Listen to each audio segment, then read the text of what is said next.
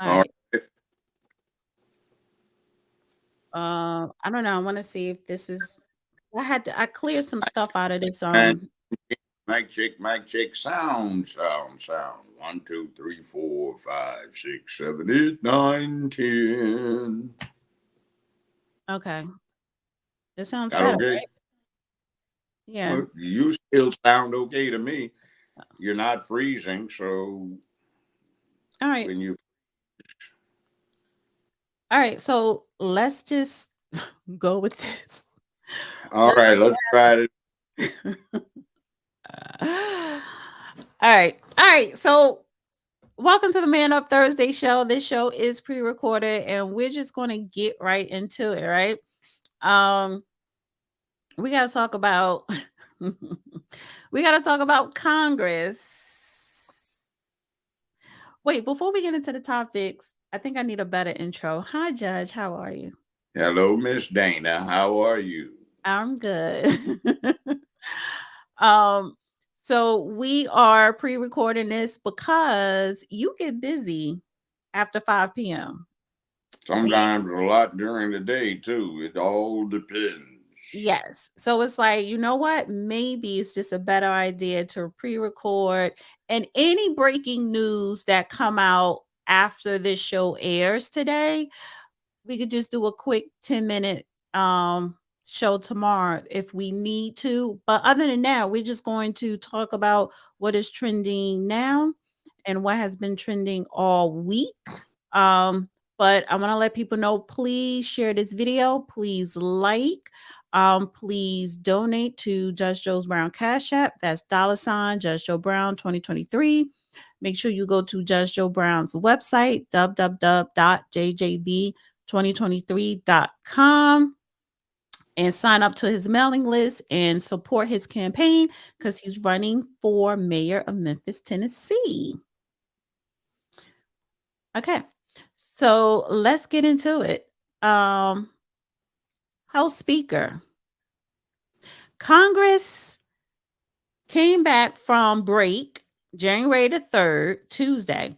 So that's when the new Congress people get sworn in.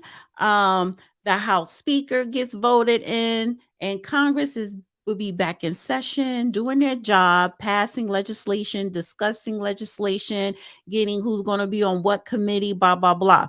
Well, none of that has not taken place so far this week because the Republicans have yet to decide House Speaker.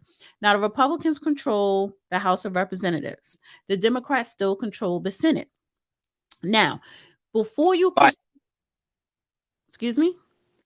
slightly, because one of the elements of their control dropped from the Democratic Party and became an independent. So, Right. yeah, that technically is even with a likelihood that Kamala Imhoff will get to decide a lot of tie votes. Exactly. But let's just focus on the House because the House cannot begin Congress. They cannot start their 2023 sessions without a House Speaker. The new Congress people that were elected during this midterm cannot be sworn in, right? They So, can be sworn in, but um, the mm-mm. problem is that see there are procedures that Congress set up for this, but the matter that is at the bottom is it's determined by the Constitution itself, and there's not much in there about the procedures other than as they determine them to be. I've read up on this. Now, here's Nobody cannot be sworn in until the House Speaker is selected and voted in. well, that's the House Speaker. Somebody has to conduct the proceedings. But the point is, there's another little technicality. How did the first Congress get sworn in? Because there was no preceding speaker, there was no one sitting in a seat, and they had to establish all of this at the same time. So I know what you're talking about, but in law school, we always had this thing about what if. Okay, And so this is my thing. This is my thing.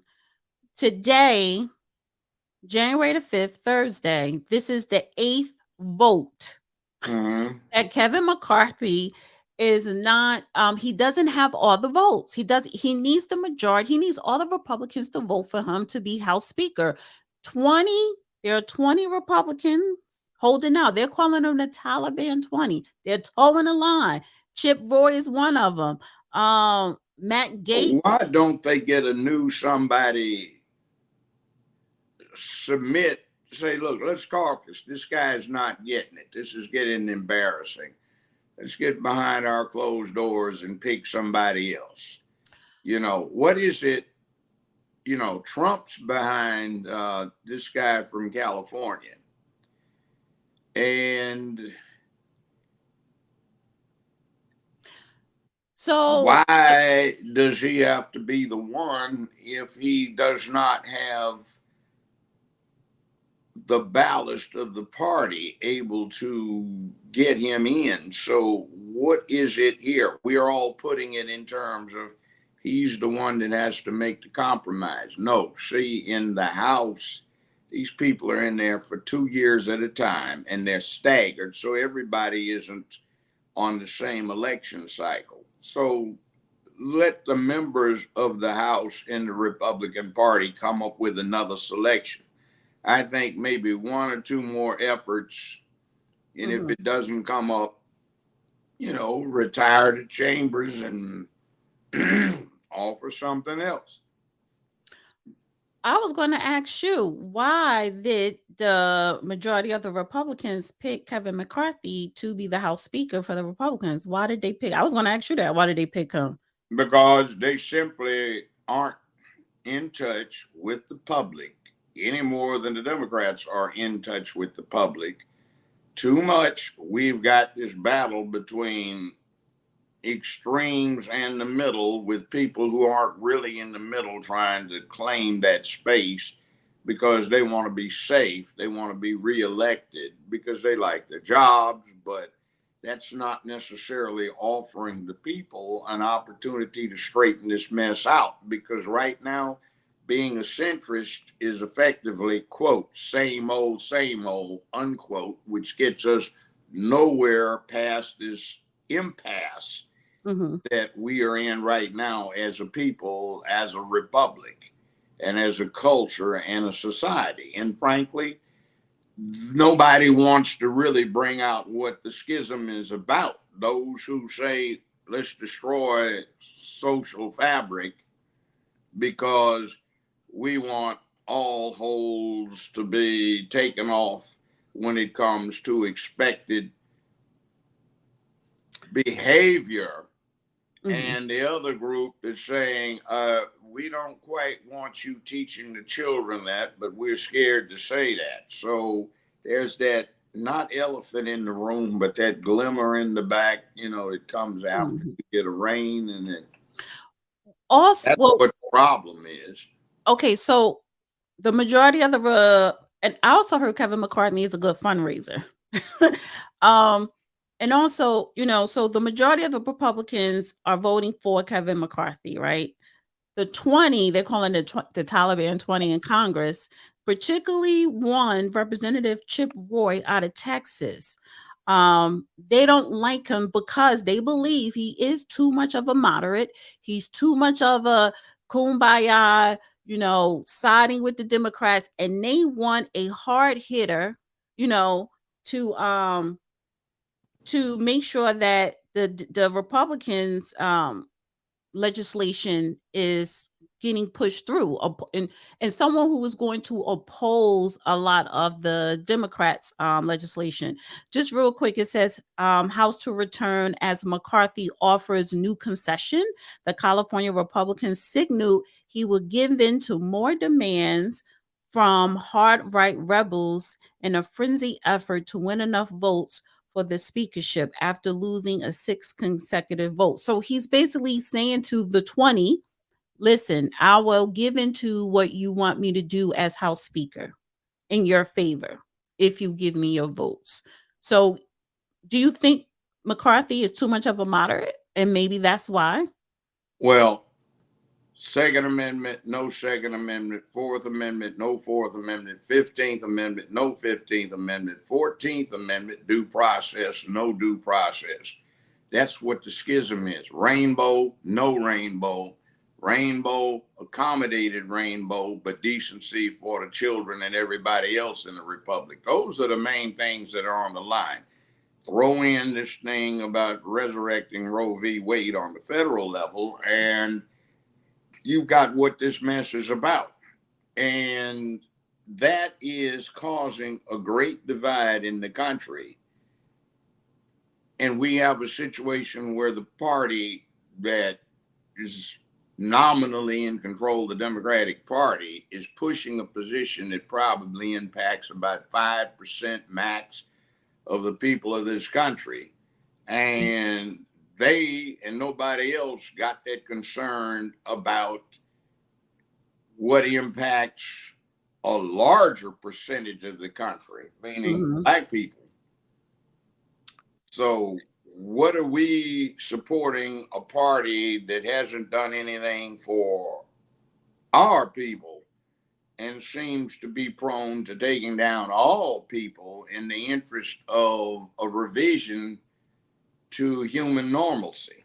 So that's where we are. Or you could flip that and say, I'm talking something that's caveman and, I'm passe and we need to move on, but this move on is not working. Massive inflation, unemployment, under education of the public, corruption of social standards, extreme violence in the streets. Mm-hmm. So This right here, this is Representative Chip Roy, Republican out of Texas. And they call him the GOP agitator, and rightfully so. And that's a good thing, because the Democrats, they just go along with what the majority or Nancy Pelosi and Chuck Schumer wants them to go along with. And I love the fact that you do have these 20 Republicans standing up for what is right, for a better America, right? So he's been very vocal. And so it says Chip Roy issues fury response after Newt Gingrich calls anti-McCarthy bloc blackmailers.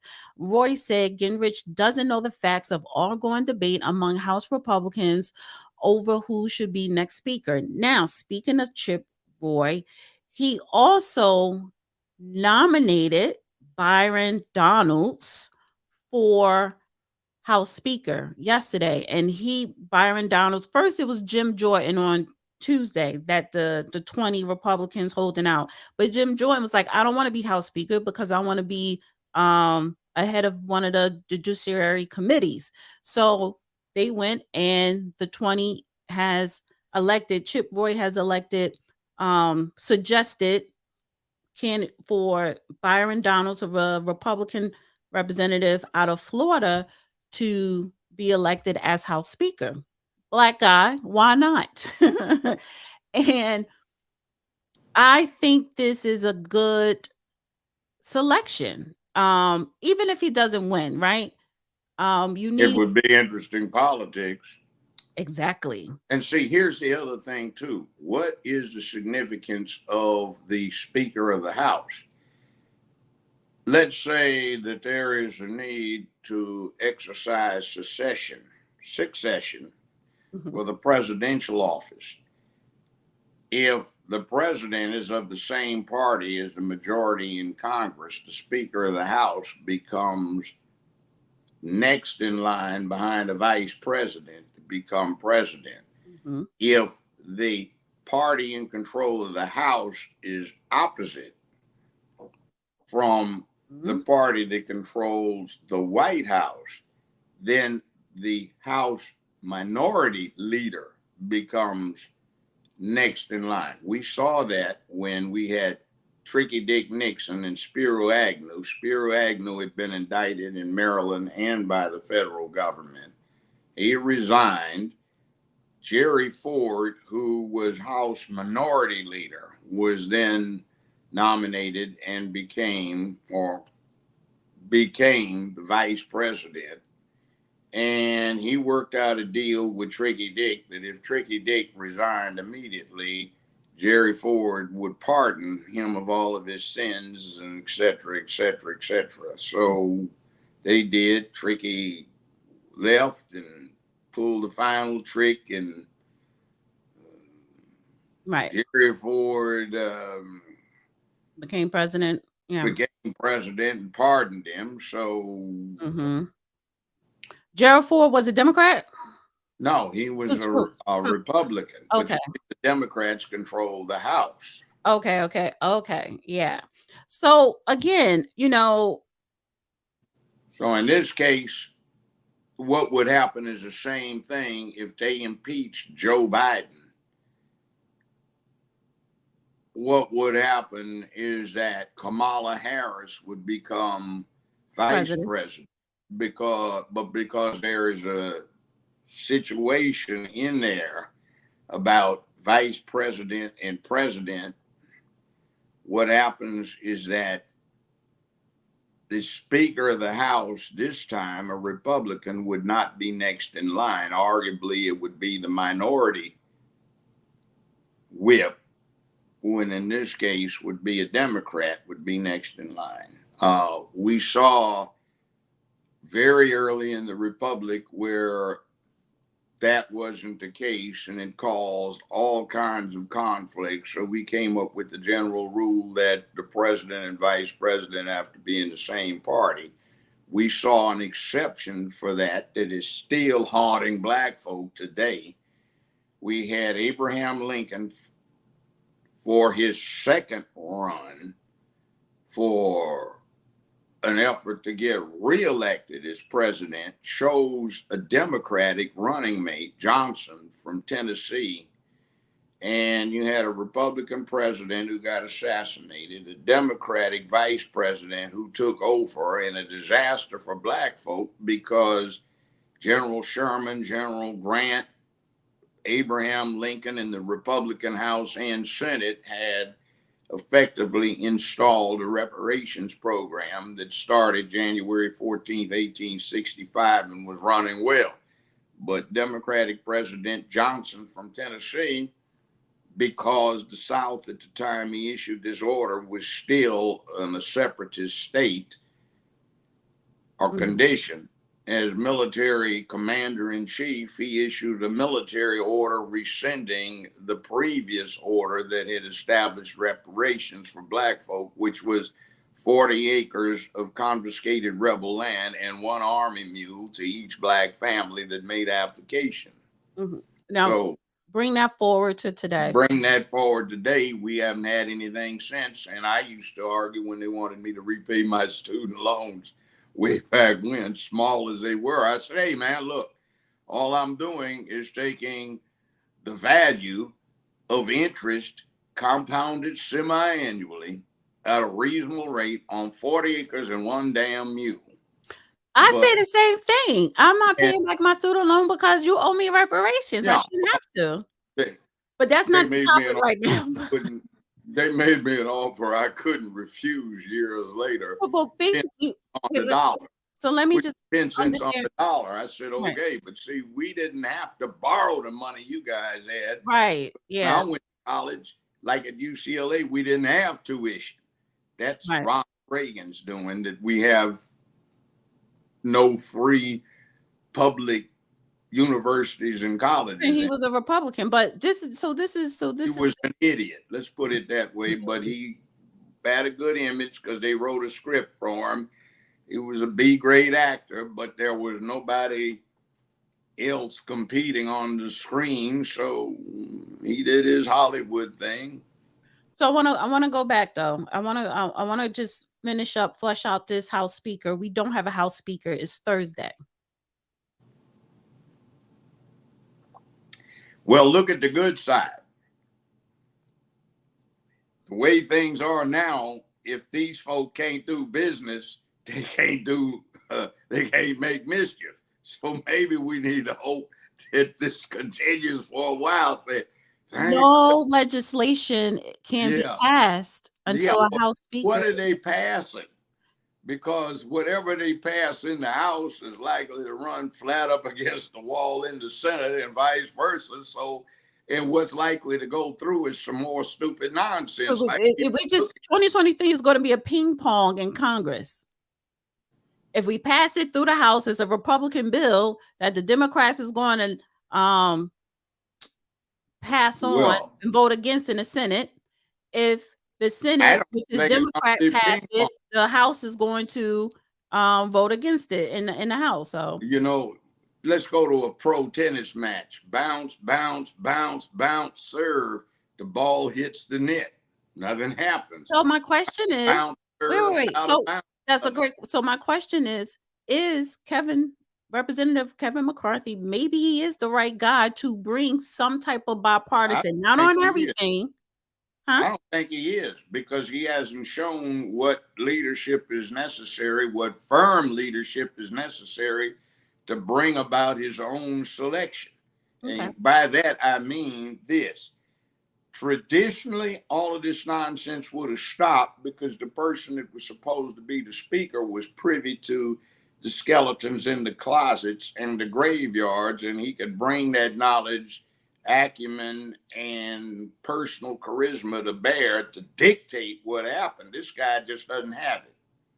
And I think the last time something like this happened was 1923. And before that, quite a few years prior to that, but it's not the first time in American history. I wouldn't worry about it. Mm-hmm. The news media is just making a hype out of it. But if this guy doesn't have what it takes to bend the arms, pound on the back, grab by the collar and jack up against the wall, he's not really what you need is a powerful speaker who can lead the chamber. So I just wanted to show this right now. Listen, okay, it's mid-afternoon right now, right? This is pre-recorded, but I didn't mean to drop that off. Wait, let me bring that back up. Where is it? So this is back. This is the 8th vote. Thursday, January the 5th. McCarthy does not have enough because those 12 Republicans so far voting for Byron Donalds out of Florida, and one other, he needs all of those votes to go to him. It has to be a majority, which would be, I believe, 222 because the Republicans control the House. So because Donalds is getting 12 and he's probably going to get the 20 from the 20 Republicans, he still don't have enough votes to be voted in as House Speaker. So I don't know. I don't know what's going to happen. I don't know how we look to the world with this. This is, I'm pretty sure we're not the only ones that go through this. But I want to ask this question. Well, see, there's also another possibility here. Technically, there's nothing to prohibit a Democrat from becoming Speaker of the House. Speaking of that, that's Hakeem Jeffries. He can't because he won't get the votes. Well, if he got the votes, see, you notice what it is, 139 to 132. The 132 is a Democrat. He's pretty much got most of the Democrats lined up. He has all of the Democrat votes, but it only goes up to 218. He will never become House. If those 19 are some Republicans rebel. Oh, no. The Taliban. I'm just saying theoretically. I doubt there's any chance, but that's just the way America. No, that is a possibility. They even talked about this. That has happened before, but in this case, the Taliban 20 in Congress, they wouldn't. This is why I respect them. I know, but you see, what would have to happen is that they'd have to continue to do what they did, and then there'd have to be a rebellion by about 15, 20 other Republicans, which isn't likely to happen. Oh, I see what you're saying. But yeah. That's just not going to happen. But some posited that ain't gonna be. Well, let me ask you this. Can Black people save the Republican Party? Black people can save the country. See, when politics has become as polarized as it has become, tear down the fabric, maintain, repair the fabric being the two sides, what happens is groups that otherwise would have scant influence have a large influence because they can tip the balance one way or another. So you look at what the LGBTQ community is doing. They are maybe 5% of the country's population, and a lot of them who fit into the category don't support LGBTQ, but you see what they've done. Now, if black folks stopped being so damn loyal to the Democratic Party and started saying, like every other ethnic group does, we will vote according to our interest. We don't care who it is. We don't belong to anybody. But right now, no matter what the Democrats don't do, we vote for them. And no matter what the Republicans try to do, we vote against them. So until we give each side an incentive to court us, we get nothing. But you see, we are a large enough ethnic group to make the difference in how American politics goes. That includes the social ramifications, the economic ramifications, and the political ramifications. But we don't seem to get that, because all around the country right now, we've got folk going, we have to shift the country back to being blue from red. Why? Right. What are you getting? I don't recall anything out of this administration. It's probably delivered less to black folk than any administration since Hoover. Well, if And Byron Donalds, if 100 years ago.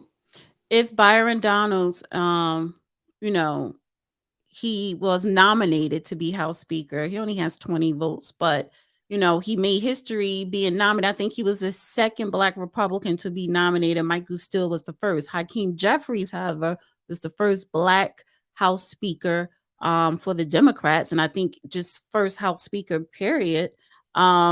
So there, we look at this whole thing with Congress. There's some history that just been made, but it's like, again, with black people, with the Democrats right now, they really don't have nothing to offer us, specifically us. They have been offering the Asians, the LGBT, even the illegals, everything under the sun. But our specific group has received nothing from the Democrats. At least with the Republicans, they're saying, we're not going to just cater to a specific group. We're going to cater to all Americans. But there have been Republicans that voted bipartisan with Democrats for the Asian hate crime bill. However, let's swing it back to black people, because at the end of the day, it is our responsibility not to ask, but to demand. You don't get anything by asking or waiting. These other groups do demand, and they go through whatever process they have to go through, political process, to make sure that their needs are met. We just don't do that, and it takes more I than know, just and voting. we do reflexive stuff like, okay, we need to get rid of guns. Well, you need to get them out of crooks' hands, but you want to disarm the honest, law-abiding Republican Citizen, yeah. citizen. So, and, what and the devil? Do you think the crooks give a damn if they're going to do 28 years in the penitentiary and you have more before they did a gun? What the hell? That's 28 years, 32 years. Do you think they care? If they're going to go out and murder somebody, do you think they give a damn about whether they get 5 more years? If you're willing to take chances on long time or life, do you think an extra little penalty is going to do anything? No, it doesn't. So what do you do when you talk about defunding the police, disarming the good citizens, and leaving everybody naked out there in the face of rampant criminality? And then you go out and start pushing more of your namby-pamby-poo social garbage that makes more criminality out there. When, oh, what's wrong? Toxic masculinity. Let's get rid of all of this. And then you take away the control factor that young men have had put into them since time immemorial, so they don't cut up too badly. So what do you expect? And then you don't do anything about generating jobs. You don't do anything about improving the quality of education. You got an underlying philosophy in what you do. Let's turn the schools into a socialization program so everybody can go get caught up in, oh, we want to join the rainbow, and oh, we can't have first, second, third place. Everybody gets a damn participation ribbon. Oh, we can't be too tough on these children because it may hurt their self-esteem. So nobody learns anything because the whole process is broken down. Half of the country is looking at, well, we need vouchers so we can go over here and pick our schools, which sounds good until you understand the economy of scale. And what you wind up doing is, in this day and age, the 21st century, when education becomes paramount to getting entry-level positions into the workforce, into society, and into various and sundry professions, you are debasing the whole process. So, I mean, where in the devil are we going if we continue on this line? You see, somewhere in here, we have to say everybody is accountable to everybody else. So when you depend on that, you can't turn around and say nobody owes anybody anything in terms of behavior. We can go do what we want to do. I don't want to do that. I am a coward. I want to run, so nobody should be counting on me backing them up. It's my safety. Or if I don't want to deal with a man's obligation, I can go put on a dress. Or if I don't want to deal with a woman's obligation, I can go put on some work boots and pants. I mean, okay, fine. In our system, that's called collateral damage that comes out of being able to have free will and exercise it. But you see, what you're supposed to do is match that inclination with socialization and acculturation, saying, hey, you have obligations. If you're a man, you're supposed to make where you live better. If you're a woman, you're supposed to do something about ensuring that the children have a good future. If you're a guy, you're supposed to back that up. And if you're a woman, you're supposed to back up what the guys do. But everybody's talking about that's demeaning, that's a sexist role, that's this, and everything's going to hell. And the rest of the world's going, look at this. Look at this. And by the way, Ukraine, we're dumping billions. Oh, that's what I wanted to bring up when I was talking about Congress and legislation. And do you know what the Russians are saying about this? They're saying one of the things we are doing in Ukraine that the United States won't deal with is we're trying to tamp down this resurgent Nazism. See, Ukraine wound up as a reservoir for the Nazis after World War II. Most of those people that you have seen come over to America, and America is just giving them hugs and everything. When you've seen them in some of the photos they've had in years past with the wife beater tank tops on, you see all these Nazi swastikas tattooed on. And it's the same people. So we're not getting told what the truth is. We're supporting nascent, resurgent Nazism. Germany, for a long time, banned the sale of Mein Kampf. And when they allowed its resale about 4 years ago, hell, it wasn't a week before the whole printing was sold out. And they did it over again. Right. At the end of World War II, because Ukraine was part of the Soviet Union, Stalin says, no, we're not going there. So what happened? The Ukraine never had that purge that the rest of the Europe had, where they had the Nuremberg trials and they brought all those Nazis to justice. Because the second largest number of people, Jews, miscreants, gypsies, protesters that were sent to these concentration camps came from the efforts of Ukrainians. Right. They formed outside of Germany the biggest. But this is right. I don't want to go too far on that right now, but also one of the things when I was talking about that Representative Chip Roy, right before Christmas break, Congress was supposed to pass the budget for 2023. But they all the Congress people, majority of them, 90% of them left to go home before the storm, or it was Christmas. But Chip Roy, he was there in DC. He got up on that floor, cussed them out. He didn't use cuss words, but let them have it. He was like, listen, you mean to tell me this House Speaker, Nancy Pelosi, is going to allow Congress people to send in a proxy vote on a $1.7 trillion Congress bill.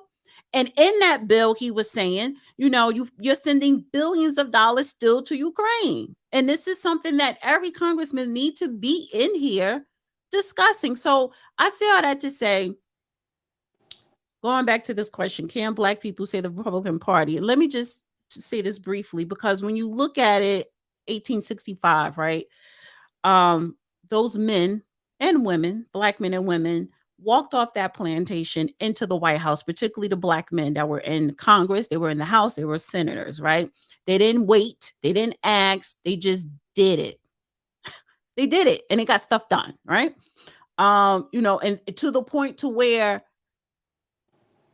federal government and other politicians the South had to figure something out to get these Black people out of Congress, right? But anyway, forward to today, Black people need to have that same tenacity, that same determination, will to do for self and get things done.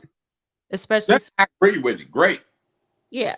So we need to make registration and voting easier so we can get idiots who will respond to, what is it? Take your booties to the poll, or no voting, no vucking. What in the hell is going on here? Mm-hmm. All right. I mean, it's like, really? You want to push this and you don't want any shove back from somebody with sense saying, wait a minute, if this is why you are pushing this to get this into effect, what in the hell are you trying to push this for?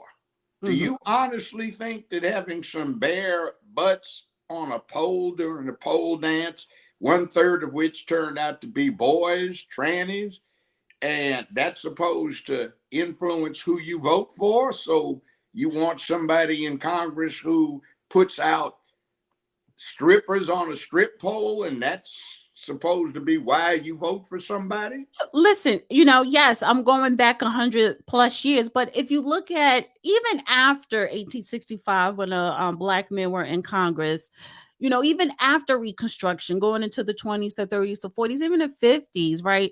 Where are we at, Black America, when it comes to politics? We're going to no vucking, no voting, no vucking. That's a disgrace. It really, it's an embarrassment. Yes. And by the way, I find it very interesting. I don't want to, well, hell, I'll stomp on somebody's feet with this one. But one of the big problems is 55 years ago, I'm Black and I'm proud. Black power, power to the people. And now everybody wants to be everything but what they are. We adopt these identities. And, we had on our Twitter space last week, somebody called in supporting that entity that said spaceships came 250,000 years ago and brought Black folk to Egypt, built the pyramids, brought them over to America. There was no slave trade and all that, et cetera, et cetera, et cetera. And the white folk picked up some Indians from India and they came over and they enslaved the Americans, that the aliens had been brought over. In a few years, the aliens are going to return, and all the faithful, who I guess will drink the Kool-Aid, then will go back to the mother planet where they will live happily ever after. I mean, that's one extreme, but in the doctor, what is this? Yeah, we're not going to get into that right now. They don't know what we're talking about, so I don't want to elaborate on that. I'm talking about, but when we start as a people responding to that, or the bare butt on the strip pole, or the no voting, no voting, what the fact that anybody anticipates this kind of crap being productive of a response, this says, what do your own people think about themselves, even put that out there? Nobody would think of appealing and then you can't expect for outside people to respect us. Yeah, but see, here's the other thing. Nobody that is Asian would think of putting out anything like that to appeal to their people. Right. The Hispanics would never put anything out there like that to appeal to their people. Mm-hmm. But some idiots that posture like they speak for us have the audacity to put that embarrassment out there. That is like, Yeah. if you put that out there, why in the hell should anybody in politics be responsive to us? You see. Right. And, you know, they always have this thing now. Well, we need a responsible Negro. Are they calling themselves Black, or is it they still African American? I'm not sure. We need one of them to be able to speak for their people and guide them, because, you know, they don't have any sense. They'll do what some outside person or one of the ones that we impose on them will tell them to do. You know, what is this? Mm-hmm. That's why we don't have anything. And back to your question, can Black folks save the Republican Party? Black folk can save America if we start cleaning our own act up and acting like we are responsible enough to fulfill this role as the small number that are quite capable of tipping the balance.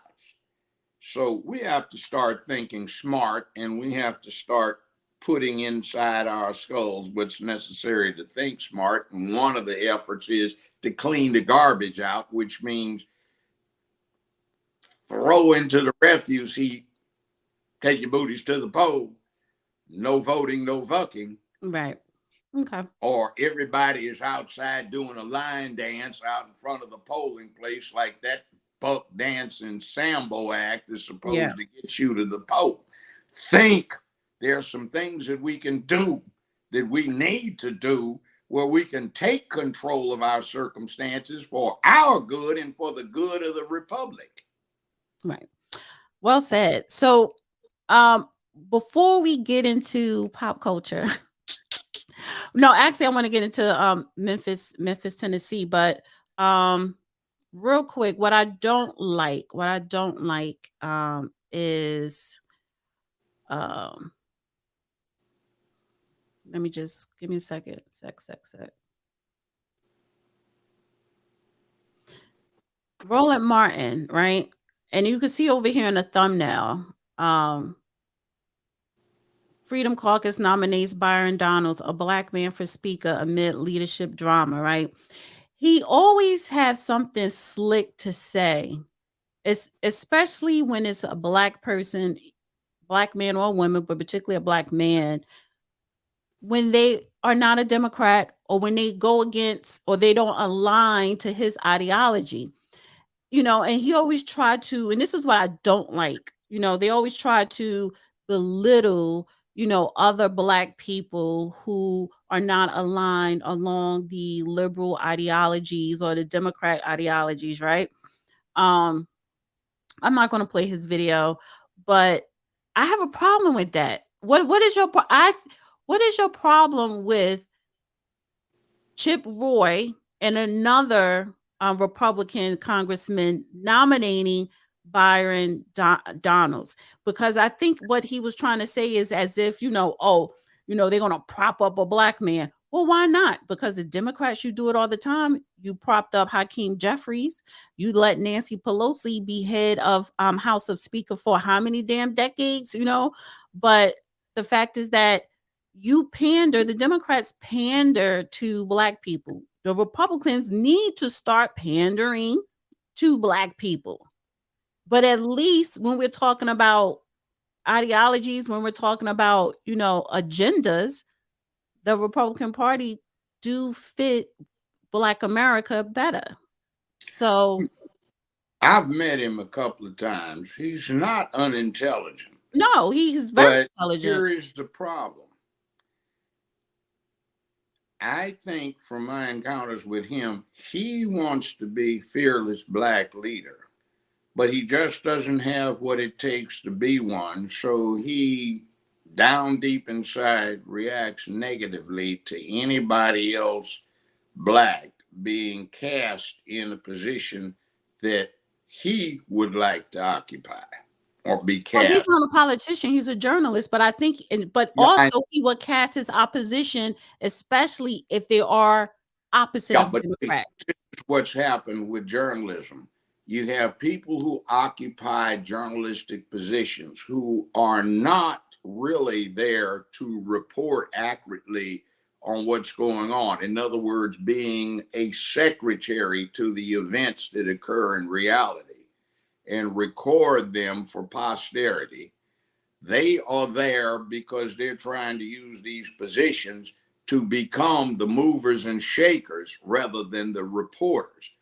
And that really isn't a good combination because too often that type cannot maintain their necessary objectivity and detachment, and Hmm. they start using positions for advocacy, which breaks down and deteriorates and destroys their ability to do objective reporting, which is why we have the First Amendment as it is, so we can get objective reporting from somewhere.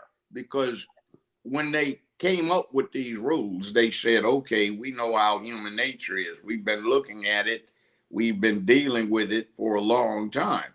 And there are always some charlatans who want to go off and crook it out. And then there are always these people over here that can't get their egos out of the way. But hopefully, there will be enough folk who will be objective, and the ordinary people can look at all of these competing views and say that makes more sense than these other fringe positions over here. But now you get nothing centrist. Most of it is fringe, and very little of it deals with objective reporting. It's too much into maintaining ratings, and you can blame CNN for that from 30 years ago when the Hmm. first Gulf War ran down and the company was going downhill back to where it almost became bankrupt before 1989. They started putting these talking heads on to keep the ratings up, speculation and rampant, unfounded opinion and observations of this, that, and the other. And now here we are 30 years later when you get folk trying to be reporters and all they're doing is editorializing with no firm, objectively sought information on Right. It's which all to subjective. editorialize. And Right. he's one of the classic ones. And I don't think he likes anybody being a rival in his mind where it's like, okay, that's what I really want to do. Why doesn't somebody recognize me, et cetera, et cetera? And see, he's a coattail hanger. He Mhm. hung on to Obama's coattail and he slid from nobody up into a position where people had heard of him. And then he got these media opportunities and he does what he does to push the blue position, and he's in grave danger of becoming a houseboy. Right. So I think he needs to back off and maintain a little bit more objectivity and not be so one-sided in the process. Right. Well said. So before we go to swing away from politics into Hollywood, right? People love when you talk about Hollywood. First, I need you to talk about that. Okay, man up. JJB2023.com. Memphis needs to man the devil up. We have drifted very far from where we need to be going. We need to take back the police department. We need to take back the streets, fix the educational process, use this river down here, the Mississippi, to generate some hydroelectric power. And you don't need dams, by the way, and a whole elaborate infrastructure to do that. There are ways that are available with tidal generators. We need to optimize the trade coming in and out of here. We need to deal with the advantages of Detroit moving its electric car manufacturing here, and we need to do some things. So I want to come back to that based on an article I read, not touching on Memphis, but about some of the really weird attitudes that are out there. some of the people that want to save us from ourselves are objecting because the new electric vehicles, with their extreme from touch the accelerator, you've got instant torque and these huge acceleration factors, and they're going, oh my God, somebody may hurt themselves. This is too much power. And we once again get back to this thing where, for some reason or another, a person's safety is not up to the people themselves, but somehow or another, somebody's supposed to protect them from themselves. And that winds up being an ideal rationalization for oppression. When you say people have to be protected from themselves, and that becomes your paramount objective, not people need to be given the opportunity through their collective efforts to achieve excellence, but we need to control them so they don't do something that'll hurt themselves. Right. So it's crazy. It's one thing to say it's against the law to do this, and another one saying we can't leave it at that, breaking the law. We have to legislate it so no one has the option of doing anything that's going to show they were obeying the law and not obeying the law, because we're going to take all means and methods of breaking the law. Well, excuse me, that isn't exactly breaking the law to a great extent. We'll just take away the opportunity for people to achieve superior capability, because remember, everybody's supposed to be the little old lady in tennis shoes from Pasadena from 6 years ago. Remember the song that Beach Boys came up with? So everybody needs to be protected and they can't drive. Instead of having a realistic driving test, get in, back out, drive around the corner, head back in, and you pass the driving test and get your driver's license. Well, I wanna move this conversation real quickly to Memphis, Tennessee, right? Specifically deceased rappers. It was one too many rappers that was deceased between, this year. There have been a bunch here, but yeah. you know what? I think they have no more value in life than anybody else has who gets killed in this insane mess that's been brought about because of the general managemental incompetence of this city's leadership. And also the fact that the people have been taken over and subverted by some clowns that don't understand what they're supposed to be doing in office. They have somebody over there that they want to help out, somebody there that they want to enrich, and everybody else goes to hell. But it's time for the people to take charge. And I don't want anybody to get unnecessarily done in. But that's what I did for 50 years. That was my business 5 days a week. What came in and around the criminal system. So rappers are dying, but for every one of them, there's a whole bunch of ordinary good citizens that get endangered. And I'm more concerned about the collective than I am about any one showpiece individual. Well, one of the recent rappers who passed away, her name was she went by the rap name Gangsta Boo, but her government name, real name, is Lola Mitchell. She was found dead on her at her home, and it wasn't foul play. They believe it was a drug overdose from fentanyl. She was 43 years old. So, and then you have Young Dorf, who was shot and killed in Memphis, Tennessee. That was back. Cookie shop. That was a couple of years ago, and they wanted Yeah. to name the street after him. Nice, but there are a whole lot of people more deserving of having a street named after him in Memphis who have done a lot for Black folk and other people in Memphis that are being neglected. So, Wait, let me just say this. Snooty Wild is another one who died in 2022, and also recently a rapper Big Scar says dead at 22. But they're still investigating, but they believe there's no sounds of foul play. So I wonder, was that a drug overdose as well? But when we talk about this fentanyl thing, it's reaching all backgrounds, all socioeconomic backgrounds, race, it doesn't matter, gender, it does not matter. A lot of people are overdosing from fentanyl, whether it's laced in the weed or cocaine, it does not matter. But Memphis, Tennessee have a problem with fentanyl? Every place is getting it because it's cheap. Remember, George Floyd passed a bogus $20 bill, a counterfeit bill, allegedly, which brought about that situation that led to his death. What? To get fentanyl for $20. Now, that stuff is dirt cheap.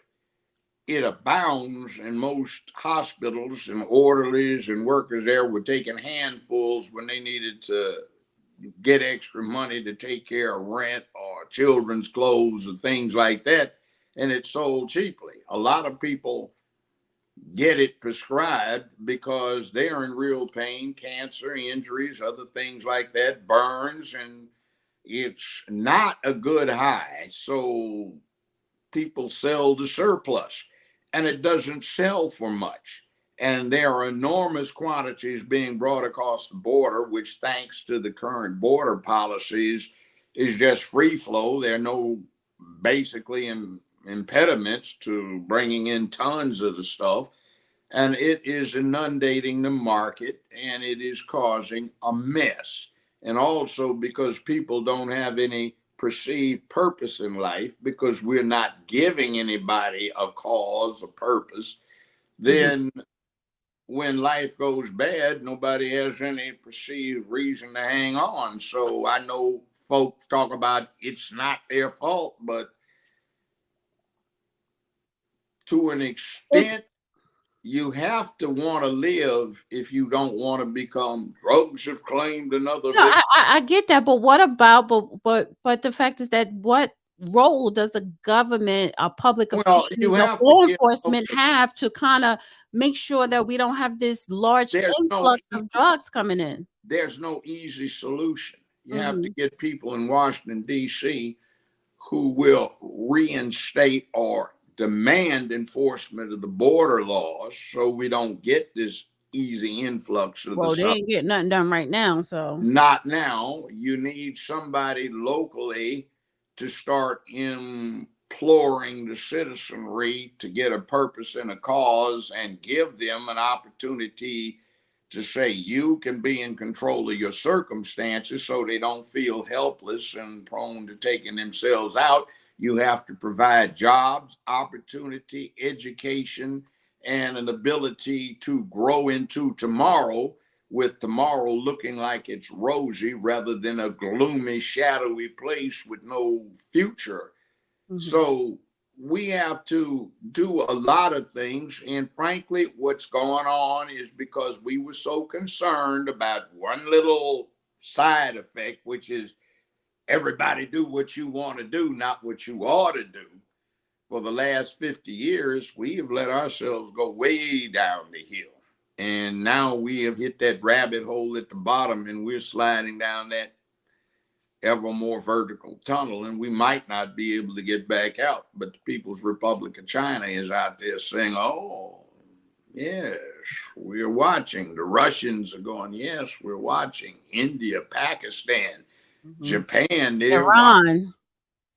Okay, let's watch the Americans self-destruct, because this experiment in freedom didn't work out right. The black folk over here complaining about they're not free and somebody's supposed to give it to them, and they don't understand nobody can give you freedom. You have to take it, snatch it if necessary, maintain it. These over here are saying we want to get our freak on everywhere, but they don't seem to get it that you have to have social decency, morals, and other things. This group over there is interested in this more tightly connected community and seeing how easily they can make it for their buddies and sponsors to rip off other people. You've got crime in the streets, but you're trying to destroy manhood.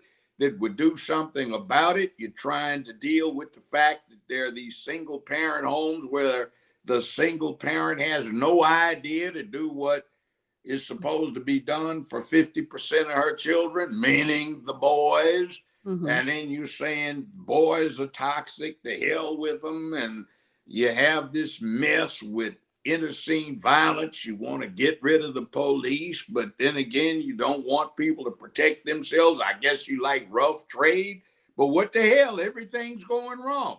What you put out for the music, for the social picture, for the movies, for the entertainments is dysfunction. You know, Mm-hmm. instead of glorifying the woman that did this, the mathematician or the guy that came up with this science advance, or the guy that helped out do this, do that, the woman that did that, you're glorifying pimps, hoes, drug dealers, robbers, thieves, gangsters, murderers, burglars, and all of the dysfunctionals.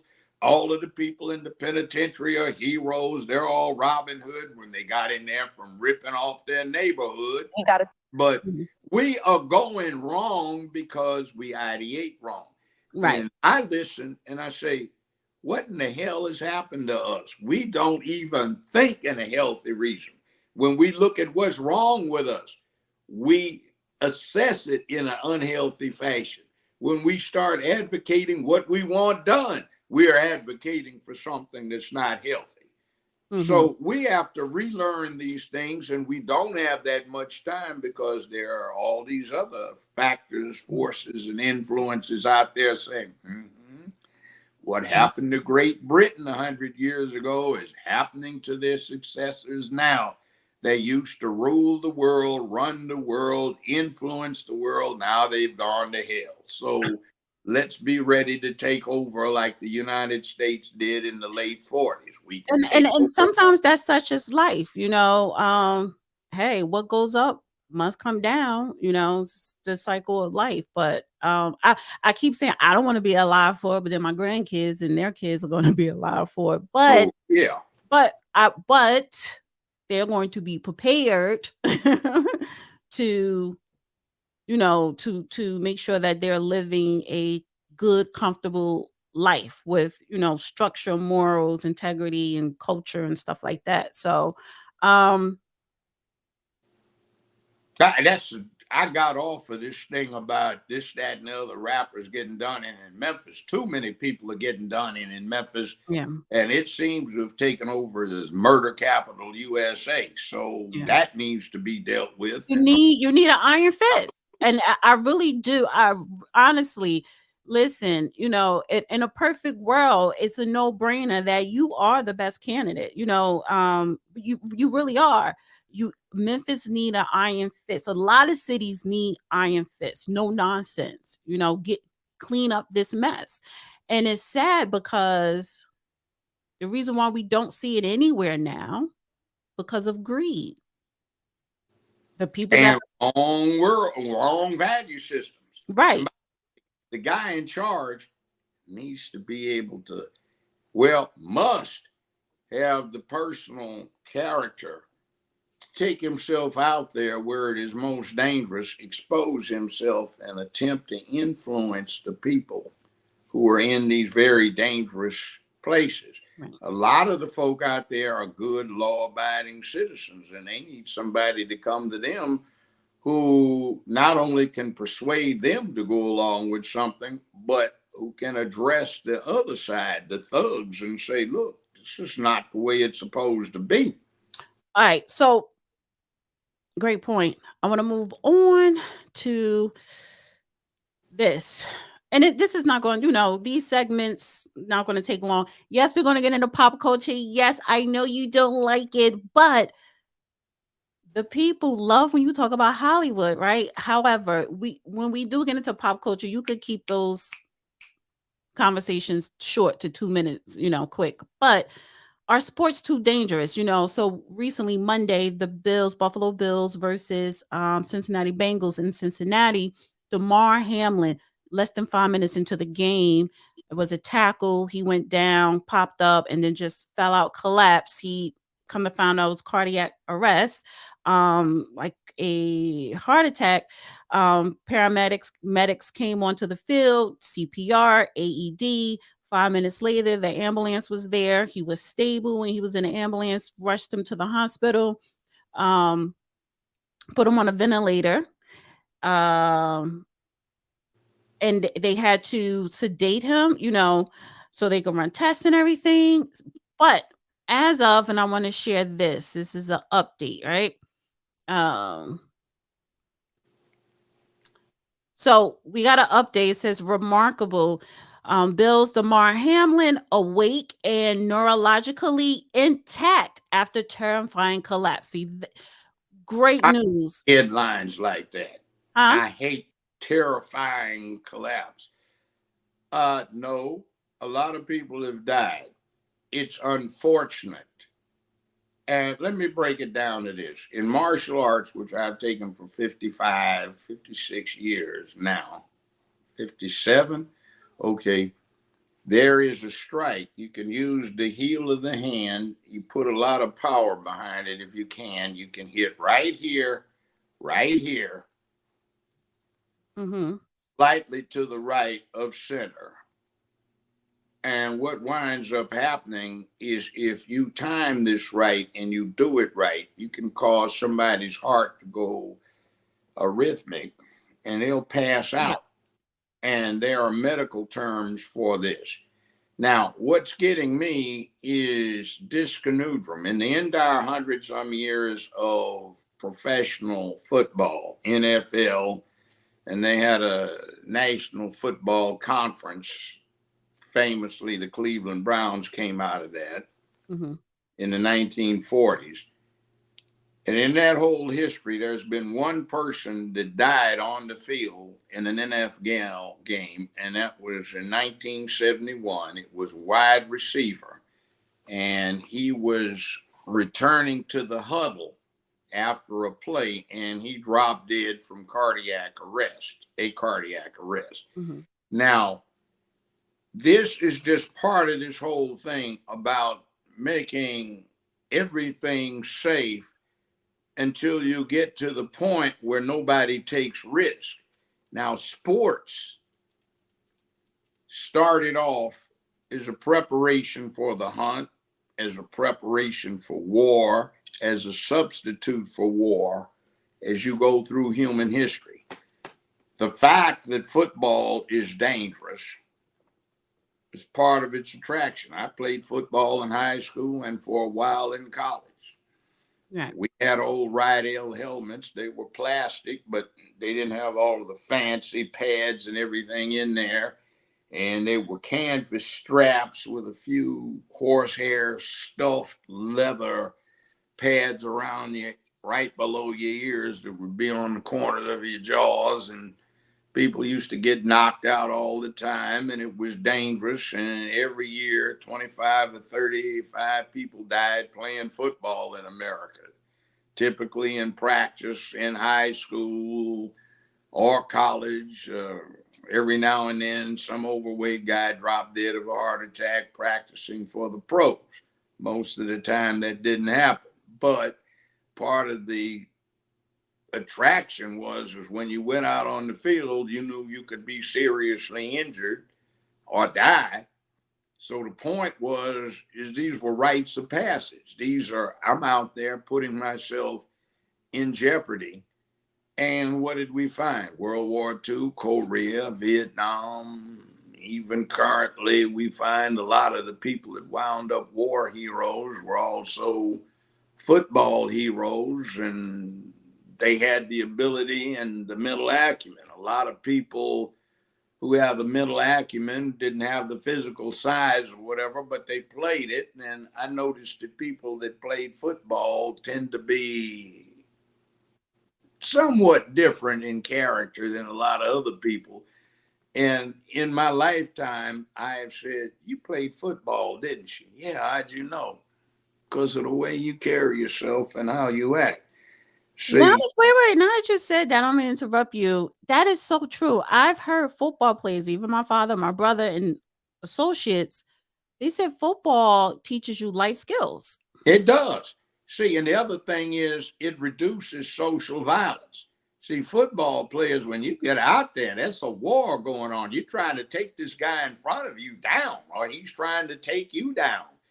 The objective on the defense is you're trying to wipe out the running back or the receiver when they catch, or get the quarterback or be prevented. So you got to knock somebody down.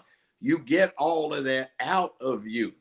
You see, so when you get it out of you, you don't need to do what you might do otherwise, where you get all this stuff where everybody's frustrated, hostile, etc., etc. And I want to play this football clip. players tend to be peaceful off the field. Yeah, definitely. I want to play this. I want to play this clip. Now, who is this we're looking at? Wait a minute. Let me make sure that I have it correct. Make sure I have the sound. Yes, I do. Okay.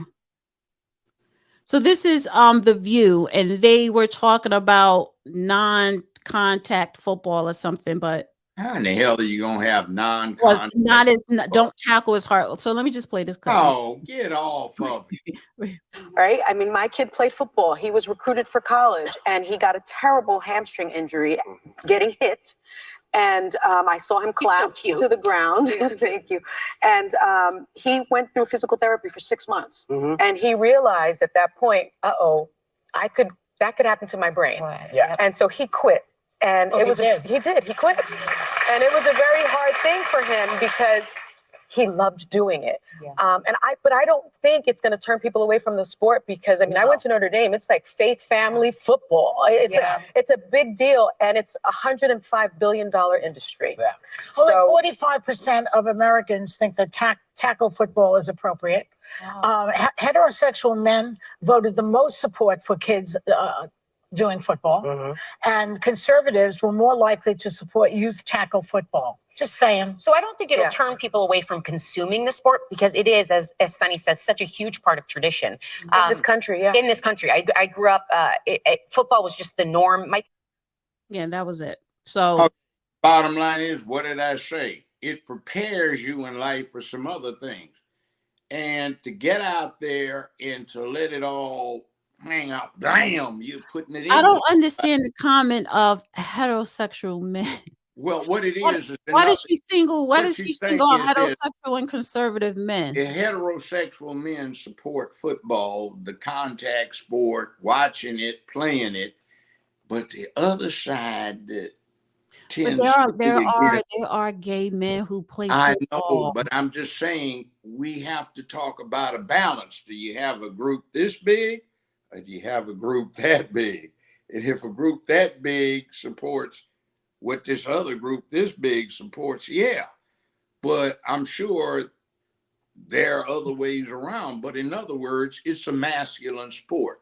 And see, what we miss out on is when we talk about homosexuality, all gay males are not into switching and twitching and being effeminate. No, it's the total opposite. Do the exact opposite. Now, there are two types of homosexual practitioners generally: those who hate the opposite sex or dislike it or have nothing that the opposite sex can do for them, and then those who want to be the opposite sex. Now, when I used to do this diagnostic thing or read the diagnosis from sentencing when I was on the bench, when I had people mentally assessed, there was that distinction. Do they want to be woman haters, or do they want to be women? And there were differences in the outcomes. See, we don't get that. That LGBTQ thing is not homogenous. And as we experienced, remember the bunch we thought were some trolls that came in? Remember Gays Against Grooming on that Twitter space we had, where they came in and they cut this guy up who came across as a groomer? You remember that. See, it's not uniform. So yeah, I don't want to go too far off into that. We're not going to get off, but there is this thing why they came up with that. Heterosexual men tend to support this because that's what we did. We hunted and we brought in the protein that we needed as a species to survive through the winter.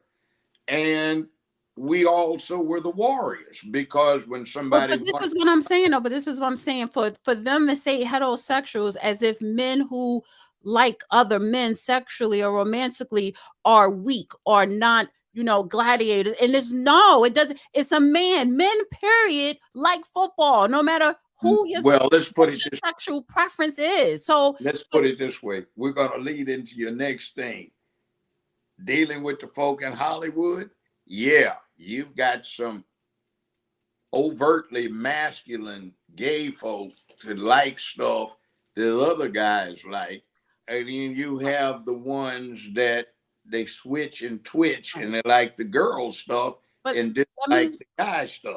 Let's shove that for a minute, because I want to finish out with our sports too dangerous, Damar Hamlin. Let me just, before people, he didn't have a heart attack or try to correct me, let me just read this. The team said in a statement Thursday morning that the Bills' safety is neurologically intact and has shown remarkable improvement over the past 24 hours, just days after he suffered cardiac arrest in Monday Night Football game against the Bengals in Cincinnati. Per physicians caring for Damar Hamlin at the University of Cincinnati Medical Center, Damar has shown remarkable improvement over the past 24 hours while still critically ill. He has demonstrated that he appears to be neurologically intact. His lungs continue to heal, and he is making steady progress. We are grateful for the love and support we have received. I'm so happy, Good for him. I'm glad he's recovering. Let me also say this about football. So when we're talking about the cardiac arrest he experienced, football, you are least likely to experience that in football. More concussions, more cardiac arrests, anything with heart failure, anything that's affecting your heart. The leading sport is soccer, basketball, running. It's not football. So, I don't want the subjective cult coming after the sport of football. Why? Because football not only gives that boy going into manhood life skills, it keeps them out of trouble, particularly Black boys that live in the urban hood ghetto or whatever. It allows certain small percentage, if you have the chance to go to the NFL, to provide a living, a good living, and develop and create generational wealth if you know what you're doing with your money. But it gives you an education in college so you can have a career. They don't have to be in sports. It help changes a young boy's life, right? So I don't want. Yes, it does. Yeah. Also, let me say this. In the 50s, pro football was morphing into the plastic Rydell helmet. A lot of teams still wore the old leather helmets, or fiberboard helmets. They weren't anything but padded caps, so to speak, covering your ears. No face mask. And when you played football in the NFL, what happened was that you could get back up and run after you got tackled if you got up before the whistle blew. So everybody would pile on the guy so nobody could get back up. It was really rough. If you watch rugby now, there are no downs. It's continuous until there's a foul or an infraction and it stops. So guys get tackled, throw the ball up from down on the ground, and somebody keeps running, and they don't have helmets, face masks, pads, anything else. Rugby is a really rough sport. I love watching it. It's really exciting. It moves fast. In my impression right now, basketball has gotten too slow. Football has gotten too slow. It's too delicate. Baseball, it's a good way to put yourself to sleep if you have insomnia. And they make a whole lot of money, though. I know, but see, it is what it is. So everybody's trying to make everybody so delicate. So you're paying the stars millions of dollars a year to do what? At least let's see if they can conquer these dangers. I mean, that used to be why the Romans flocked to the Colosseum and other gladiatorial venues around the empire. They wanted to see people who would put it out. And essentially, they're still serving the same function. Caesar said it 2,060 years ago. Give them bread and circuses, feed them and entertain them, and the ordinary people won't give a damn what their betters do. Now, I always say the most interesting game is the one we were talking about on the beginning of the show. What's happening in the politics? That's the real deal. People get killed for real on that. Yeah. Yeah. As General Clausewitz says, a Prussian general, he wrote in Von Krieg, which means on war. He said, war is but the ultimate extension of the political process. If the political processes, short of outright war, are dealt with, they become a good substitute for the incredible violence that comes out of war. And the nation should not go to war unless it is unavoidable. Unless, right. Oh, there it goes. Right. So we are dealing with stand-ins for this. And if we're getting so delicate with something like a football game, what does it say about our capacity as a nation to remain a free people? Do we have the will to do that? Now, here's one other thing, too. That article I sent you about that 1971 death, the article was posed as, is this a sign of improvement from the reaction? So they showed all these football. I don't know what article that is, so don't even bring it up. Well, okay. Well, just basically, here's what it is. They had some pictures of the players at the game, all in shock, crying and carrying on. And the game was stopped, and they contrasted it with 1971, where somebody actually died on the field, and they didn't revive him. They said the game just went on. It was just mentioned in passing. Oh, by the way, somebody died of a heart attack. But what does that have to do with sports being too dangerous? In other words, what it was that the game went on. These people were there to play football. Yeah, but I'm glad that this particular game was stopped. It was stopped. So here's what I'm getting is a read out of that. 1971, there was a real live shoot 'em up, and a whole lot of people who were getting notices. We regret to inform you that your son, your husband, your father, whatever, your uncle, whatever, your brother did not make it back from the Nam and was killed in action or is missing in action, presumed dead. And everybody was worried about getting those draft notices. So with that context, somebody dying during a football game was unfortunate, but several hundred every week were getting notices that their loved ones had died in the Nam. So there was a different attitude. Nobody gets drafted now, and the total for the entire fracas for 20 plus years in the Middle East. I mean, I get what you're saying, but as far as, then and now, but the point is, the fact is that, as far as the NFL not resuming that game, I think that was appropriate and the right call. We're not going to get into that. But I want to ask you that, since you brought it up to me. Why was that the appropriate call? Why was it appropriate? Because you have to, first of all, it was the players and the coaches that said, we're not going to continue to play. That's the point. Why was it appropriate for them to do that? Because they could not, psychologically, they were distraught. Because that mean no. Let me finish, because that doesn't mean that they're less of a man. I spoke to my father. I asked my father that same question, and we have to go to pop culture. But I asked my father that same question. Do you think that they should continue with the game or stop? Because what they're going to do is the playoffs. They have to count that game. They have to play whatever. When they're going to reschedule. He was like, absolutely, they should have stopped and suspended that game. He was like, all the times I've been playing football, high school, especially in college, we see guys get injured during the play, just like that, right? We've seen guys' legs broken and their ankles actually going the opposite direction or popped out to socket or get a concussion. You see that, do chart them off the field and we resume back playing. He was like, that still affects you mentally, but you go on playing. He was like, however, when you see a man on the field like this player, Damar Hamlin, who literally heart stopped, wasn't conscious, and they had to come out there and resuscitate him. He was like, that does take it to a whole nother level. How do you tell your players who coming out of that locker room to resume back to playing? He was like, psychologically, the players are not going to be into the game. That's why it was appropriate for them to suspend it. Because they could play. They could, no. You could play. You could do your job. Hold on.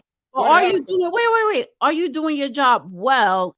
And also, you have to at one point show respect. Okay, how about this? Sports, my initial premises, sports to begin with started off as preparing to be able to hunt or wage war or as a substitute for war. Now, that said, let's take the scenario I grew up in. You're 18 years old, you could get drafted. My father grew up under that scenario. 18 years old, you could get drafted. He got drafted. He wasn't 18, he was in his 30s, but you get drafted. Nobody asks you whether you want comparing a draft to a sport. It's a sport. No, hold on.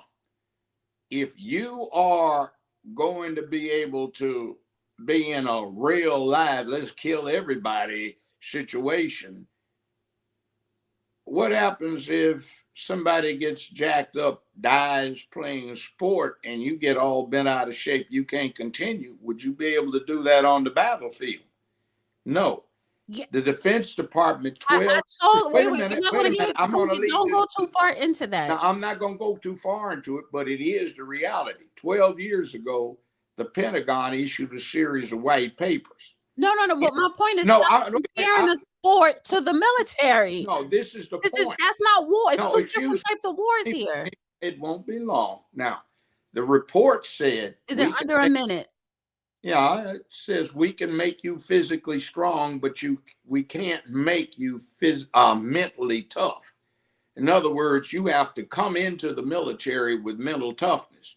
And they listed a set of categories and exemplars of this lack of mental toughness. And this would have fit in there with that. In other words, somebody is out there and everybody's got to panic, freak out, just get totally disabled. That doesn't show mental toughness. And that's because we say that's okay. 50 years ago, we would have said, no, that's not okay. So maybe we were wrong then, maybe we're wrong now. And we as a society are going to have to resolve that conundrum. Okay. How do we deal with mental toughness, and is that necessary? Oh, I totally get what you're saying. However, you don't have to prove your mental toughness when you have a colleague that literally died on the field and was brought back to life. So let me insert this, and then we're going into pop culture. 9/11. I worked in downtown Newark for a health insurance company, and we had the whole view of Manhattan. You could see the Twin Towers, plain as day. So when 9/11 happened, we saw where the planes, where the buildings were hit by the planes and the smoke coming out. We saw when the buildings collapsed. Oh, do you think that anybody in that building could just go back to their desk and start typing and going on with their day? Hell no. Need to get out the building. Matter of fact, even if you could, the company said, everybody go home. And we all went. And even if they did not say it, people were going to leave. Because first of all, you didn't know what was going on. We just witnessed thousands of people being killed in less than a minute when both those buildings collapse. Who's going to sit down and go back to work? So, that was talking about clearing the killing ground. That was. It does not matter when you're talking about being mentally strong and overcoming. Right. I totally get that, and I totally get your analogy with the military. But at one point, you have to show respect, and you have to understand So I How want about to. all the people that die down in the hood or in the hallways on a daily basis in America? How about me being 9 years Oh, old, wait. cross narrow Perfect street, watching example. somebody get his guts literally cut out? Was I supposed to bail on what else went on in life? How about cross another street? I was maybe 15 yards away. Somebody got mad and burnt this club up, and 5 or 6 people ran out on fire and died. So am I supposed to stop, or is anybody in the neighborhood supposed to stop? How about being I get what you're 14 saying, but years at old one and point you sneaking out should. to a No, no, party no. At one while point, a guy gets shot let from me. 5 feet I away? totally get that. Sometimes Wait a minute. stop. But at one point, you should stop and assess the situation. Yeah. Yeah, did you get the hell out of We Dodge? all need a mental health check-in. We all do. Yeah, but I'm just Speaking saying. of that, wait, I'm about to switch the topic. Yeah. So speaking of that, because and again, this is pre-recorded. I probably have to shift it around because me and you could go on and on into a topic, which is let me but add let me thing here for your scenario. The 911 responders, when they started seeing the first people die, should they have said, "Oh, we got to stop. Let's no, stop"? you know what? That's their job to Well, it's their job no, to it's play not their football. no, it's They're not their getting job. paid millions Wait, of dollars it's their a year. job. They're getting paid It's their millions job of to dollars help a someone year. who's dying. The whole damn The fire football department. team is there to entertain Wait a us. minute. Wait, the whole fire department, NYPD, FDNY. They ran up in that building. No, A lot hold of them on, will hold get on. killed. I'm willing to I almost want to make move a bet on. that what all of them were getting paid, all of them together, did bravely carried on and What is your point? to, What is your point? What is in your other point? words, Come on. they did not get paid what these I football don't. players And that's getting that's paid. a horrible analogy. No, We're it's not not. going there. We're If not you're going getting there. paid I don't want millions to go of there. dollars, I'm then not. play No, the just because game. you're getting paid $1 million, that doesn't mean the firefighters that risk their lives every day, they could do it. Then we could just proceed on with this game. Why It's totally not? different because Why not? their job is Why to go not? into danger. That's their job. Their What do you job think is playing to save football you is? from dying. What do you Their think job is to football save is? you from dying, and sometimes they die in the process. Well, Football, guess what? you're not saving someone from dying. For This is 100 a years, physical contact sport that is there to entertain people. and also prepare the players for something. Remember, the English used to have this thing. I don't want to go into that. No. We got to move one on. on the We got to playing move field on. of Eton. We got to move on. We got to move Yeah, on. I know, but it's a mindset. We just disagree on that, and I don't want to elaborate too Getting much on paid that much money, you keep your ass out on the field. All right. Otherwise, if that kind of thing is supposed to interfere with your delivering. All right, we got to move on because I need to go on to pop culture, and time is winding down. Pop culture, right? TJ Holmes, workplace phone. Before we get into pop culture, because this segment kind of went on too long.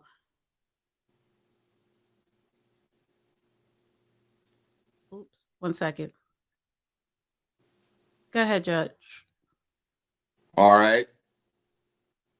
I'm just talking about being a man is hard. It says man up on the screen. That's a hard thing. I mean, you got to promote your campaign. I am. I'm promoting it. Being a man is a hard thing. And you need somebody that's uncompromising about that. That's what I've been doing. I am uncompromising about that. And by the way, it's dangerous walking down in the hood, but I'm saying I'm putting myself in danger. I'm going there. I'm walking through the hood to turn the place around. If I'm leading the town as the mayor, then I need to get to the worst places in town and make them better, which means interfacing with the people. And if you don't have what it takes to get out and put yourself at risk, and you want to sit in that office downtown in City Hall, then you don't need to be there. Because if you're asking the citizens to suffer the consequences of your policies and your direction or lack of direction, you ought to put your own soul at risk. You ought to put your own body at risk and go down there where they are and try to make things better. That's what it's about. Leadership has to be hands-on. All right. So I'm talking this man up stuff. I'm talking about I'm committing myself to going where it is most dangerous, trying to set that up. If I'm going to order a young 28-year-old cop out there, since the mayor is in charge of the police, amongst other things, and can appoint a police commissioner or director of police, the mayor has to be willing to risk himself. all right, well said. Now, Before we get into pop culture, and this, I want a 10-minute, no more than a 15-minute top okay, conversation. I'll be right? brief because I usually don't have much to say about this stuff. No. I said Office this romance. isn't no. Before we get into pop culture, I want to talk about this. Well, I'd like to see. Oh, So, but this, I don't want us to spend no more than 10 minutes on this. I have a statement I want to say that'll take 15 seconds. All right, but Son, wait, we'll talk about your problems later. Wait. That's all. Let me play the video first. Stop going ahead. Just Okay. come on, let's go with the flow. Let me play the video first, then you can make your statement. This is a apparently Chicago, Illinois school. All right, that was the end of that. Son, we'll talk about your problems later, but right now, this is what you're going to do. See, it was in the 50s when I was in that grade that they're in, junior high school.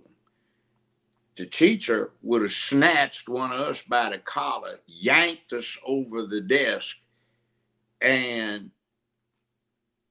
rammed us up against the blackboard, told another student to go get the principal, bring him, or the vice principal. He would have come in with his razor strap, drugged the person down the hallway, torn him up. And that would have been the end of the matter, and nobody would have anticipated acting like that. You've heard of schoolhouse to jailhouse. Well, sitting from the perspective of being right in the middle at the top, when it came up, is it going to the jailhouse or do we do something else with it?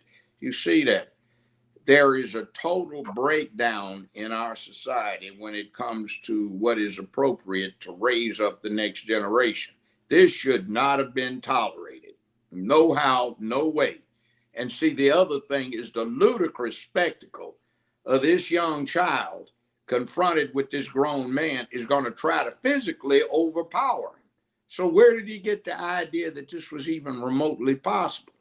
So when he runs into a cop and the negative body language he has been showing is approved of because he gets away with it from this time at about 12, 13, 14 years old that he developed from 1 through 12, 13, or 14, what do you think's going to happen when he ramps it up by his tone, attitude, words he says, and body language when he runs into some cop who is not as tolerant as that particular coach was? Now, that's going to be, oh my God, the police have killed another somebody. It didn't even have anything to do with the police. It just had to do with the body language confrontation, ramping up the drama between two males interacting until one of them with the ability went reflex on the other one and shot and killed him, or vice versa. It could be a citizen. See, I dealt with a lot of those boys 6, 7, 8, 10 years later when they were being sentenced for murder or manslaughter. And if somebody doesn't intervene, then somebody doing what I did with the bat cape on is going to have to deal with the problem. And there's where you get, do you want to deal with it that way? Or do you want to go deal with finding a dark suit to bury somebody in? And that's where it breaks down. Who's to blame? Who's to blame? The school, the teacher, or the parents? All of the above. But I'm going to say first is the parents. Did not do their job or parent to raise this little monster. The parent or parents didn't do their job because they either didn't go vote or they voted unwisely to put the people in place that said you can't do anything about it. the teacher, including this first rather effeminate acting teacher, who is the classroom teacher, wasn't able to handle it. Finally, the coach comes in with a lot more masculine presence that in and of itself seemed to have a more impact on the child. Next, on the schools and the Board of Education that is in charge of the schools, that the parent votes in, or the parents plural vote in, all of them are at fault. See, it's a circle. It's not from step A to step B. It's around the circle. Which segment of this circle are you going to blame when all of them are interconnected or right around in that periphery? So it's all the problems. We started it. One should always treat children like they're young adults. No, they're not young adults.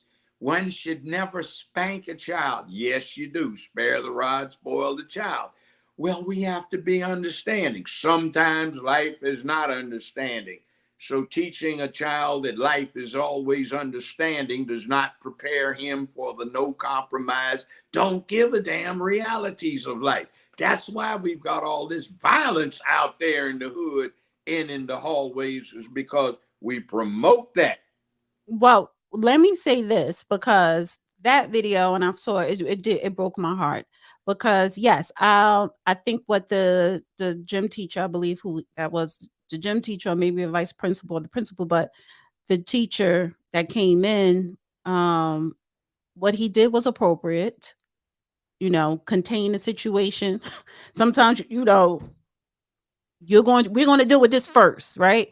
The problem that I have, though, when we talk about the school system, we talk about parents, teachers, is what is the follow-up? Because clearly something else is going on with that child for him to feel the need to act out like that. Even the other student who was saying F you, F you, F you, the language, why is it that you're not coming to class listening and only talking about the lesson, right? So something else is going on, and it definitely stems from what is going on in his household. A lot of children are not being fed properly. They are not sleeping properly. There are a lot of dysfunction, social distress in the household, that the parents, whether dad isn't there and the mom is not paying attention, whether mom and dad is not paying attention, or if it's just dad there not paying attention, what is going on that your child feel as though they could walk out that house, come into the school and misbehave? It's a big disconnect that we do not need the police department to interfere. I don't need a police department being built next to a brand new high school, because that police department should be replaced with a after school that have therapists for mental health, that have STEM programs to not only when you're finished with school, you go and you learn about other extracurricular activities, or if you're not doing a sport, there need to be an intersection, something. There need to be a follow-up, and it has to be therapeutic. I'm not talking about a massage therapy. I'm talking about therapeutic, mentally, emotionally, psychologically, physically.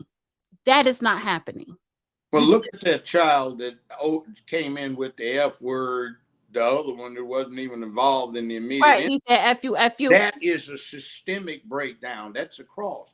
That's more than just one therapeutic need. But okay, therapeutic needs are there, obviously. And I'm not saying therapeutic, that's something light and fluffy. Okay, where do we get the money to pay for this? Okay. Wait a minute. Parents, teachers, and the operators of the schools, they vote for people who are more interested in taking the necessary funds and say, funding the expansion of a large international corporation and enriching 8, 9, 10, 25 people immensely, and letting everything else go to hell so you don't have the money for the therapy.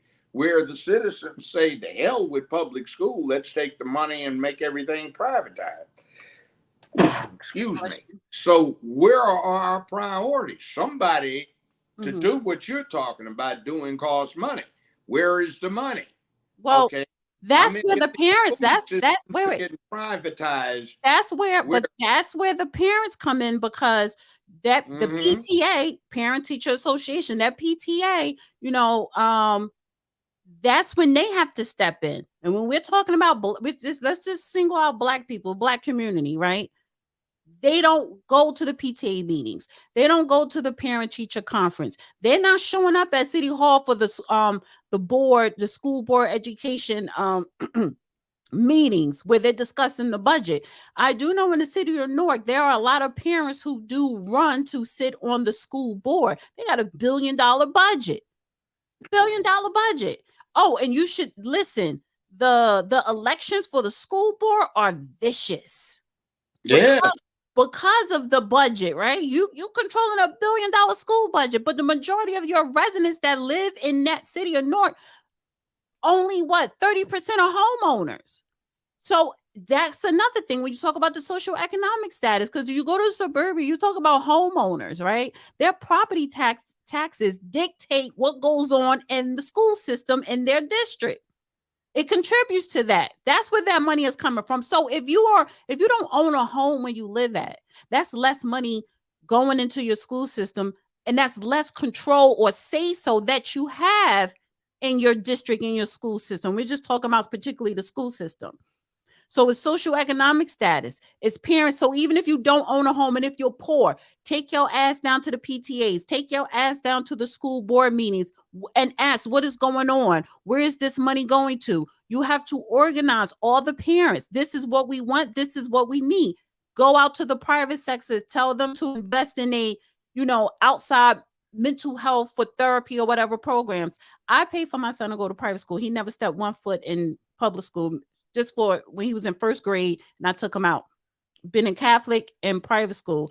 And for high school, he went to an all-boys school. But the reason why I paid for that, right? They had, in that school, the students run the school, and their motto is whatever hurts my brother hurts me. It's my brother's keeper, but you talk about manhood. So that helped him build character. You know what I'm saying? Because he could not learn that from me. But they also had a school psychologist. So they would have group therapy sessions. And, I didn't know nothing about, I didn't even know they had it. This is why I trusted that school, because they was just so on point on every angles that they made sure that every child need was met, not just academically. That was number one, but everywhere else. And there were no nonsense. Oh, they did not play that. I'm pretty sure they probably laid hands on some of the kids that we would never know. But majority of the teachers were men, because it was all boys schools, even though they had some female. So the whole purpose is, but that was a private school that parents, you paying for that. So just going back to urban areas, that school budget is a lot of money, whether you own a home or not. It is. So you as a parent, you have to take that responsibility to say, where is this money going? We need this. You have to organize, just like in politics. That same attitude has to be for the education. Yes, it's a big budget, but you see, the town council, the board of aldermen, city council, county commission, mayor, et cetera, they sign off on what the board gets. But let's see, we need money to do these things. But one of my opponents here in Memphis wants to commit $250 million to financing a major international hotel chain being able to raise one of their downtown hotels to improve the skyline. He and another one of my opponents are in for committing $750 million to converting the football stadium into a soccer arena, for another $500 million into taking what used to be an auditorium or a stadium venue for entertainment and turning it into essentially an opera house for another $500 million. You see, nobody gets anything out of this. Potholes aren't fixed. The educational process has gone to hell. The city gave up its educational charter. They fired all of the $80,000, $90,000, $100,000 a year expert teachers with the credentials, the master's degrees, PhDs, long experienced. And now the school system is being populated by teachers that don't even need a 2-year associate degree, starting at 28 to 32,000 a year with no retirement benefits, which is below the poverty level anyway. So what do you expect? Not enough Oh, close to men hell. teachers, and not enough men teachers. Of course they're not. So you 'Cause they want to don't pay. start something where you get paid $30,000 a year to start with? Yeah. Oh, be real. Yeah. This is ridiculous. So that's, oh, and then of course, the Board of Education here has a legal department. They have their own in-house attorney and legal staff, but they hire a black six-stocking law firm that they pay $350, $500 to $1,500 an hour to do what they have a full-time staff is supposed to do. See, this is what I'm talking about. The money. What happened? This is what I'm talking about. The money being given away to selected interest that doesn't go for the purposes it's generated.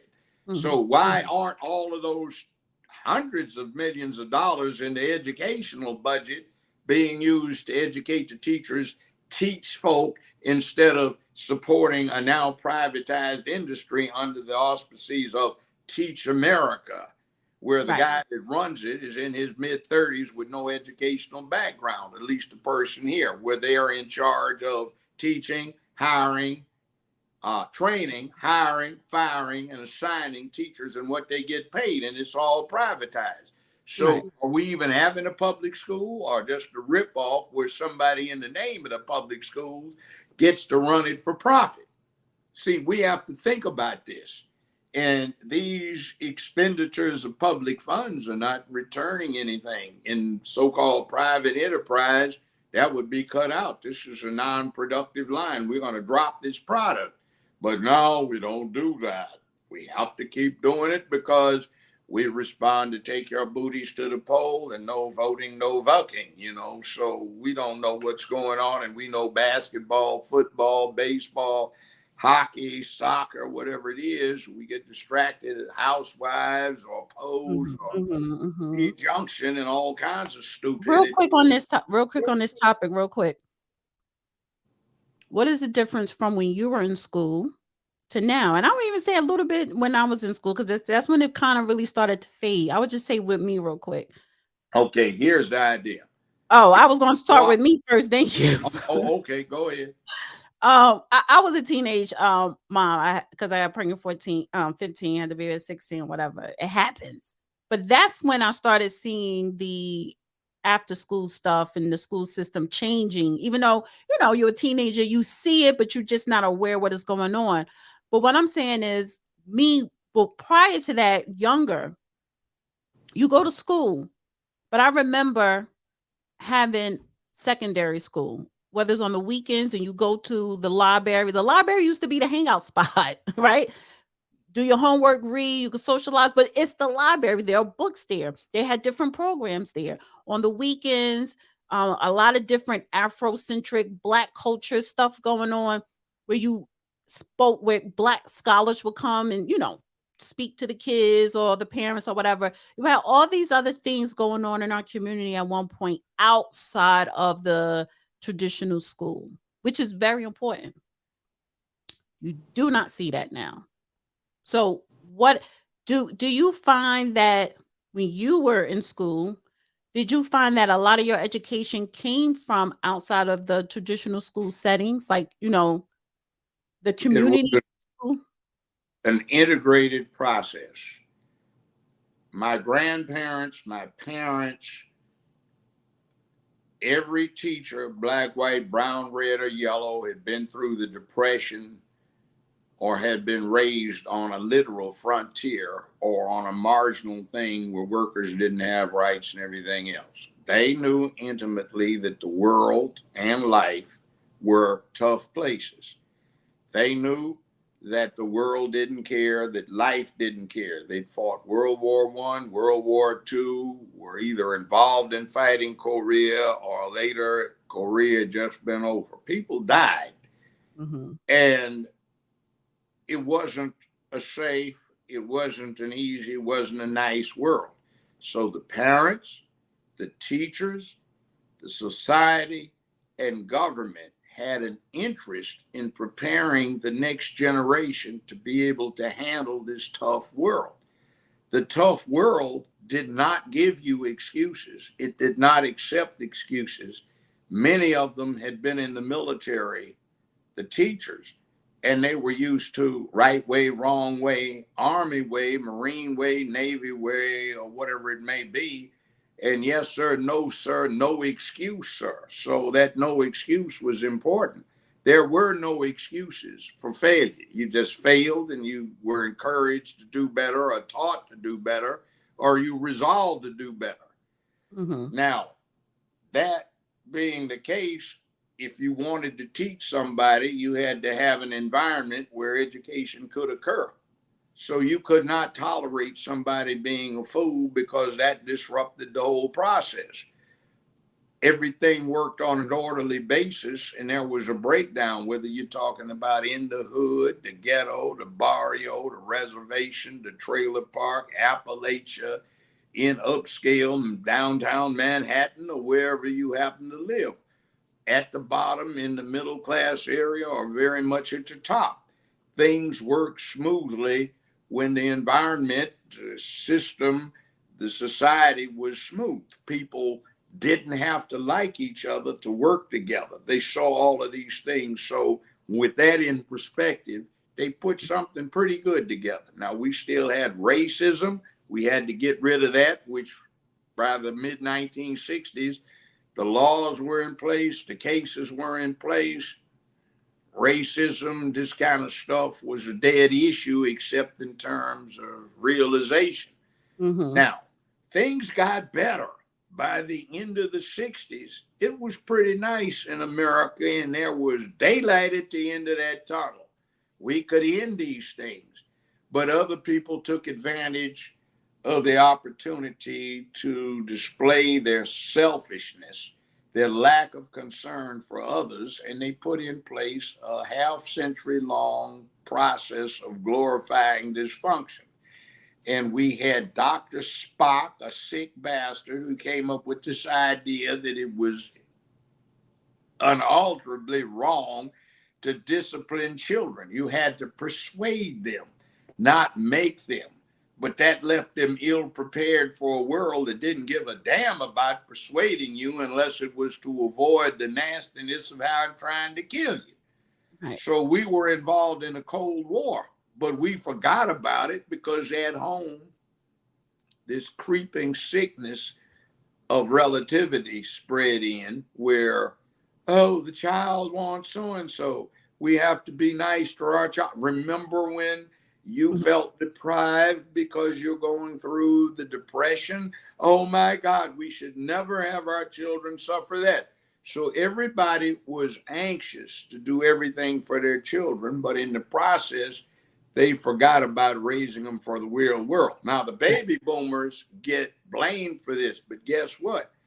1965, the oldest baby boomer was just turning 19 years old. We didn't run stuff. The youngest baby boomer. The generation before you were running. Yeah. Okay. And the one before that, the youngest baby boomer was born in 1966. Well, what was the oldest? How old was the oldest baby boomer? Well, the oldest baby boomer in 1966 was just turning 20. So we didn't exactly run the world. See, the baby. No. If you were a baby boomer started in 1946. Okay, so how old would they have been in 1965? 1965, the oldest baby boomer would have been 19. Then you get me, I'm 18. Oh. So we didn't exactly have a whole lot to do with public policy. That's true. That's right. That's right. We didn't have a whole lot to do with public policy and that's when the public policy was changing. We couldn't even vote. Yeah. Oh, okay.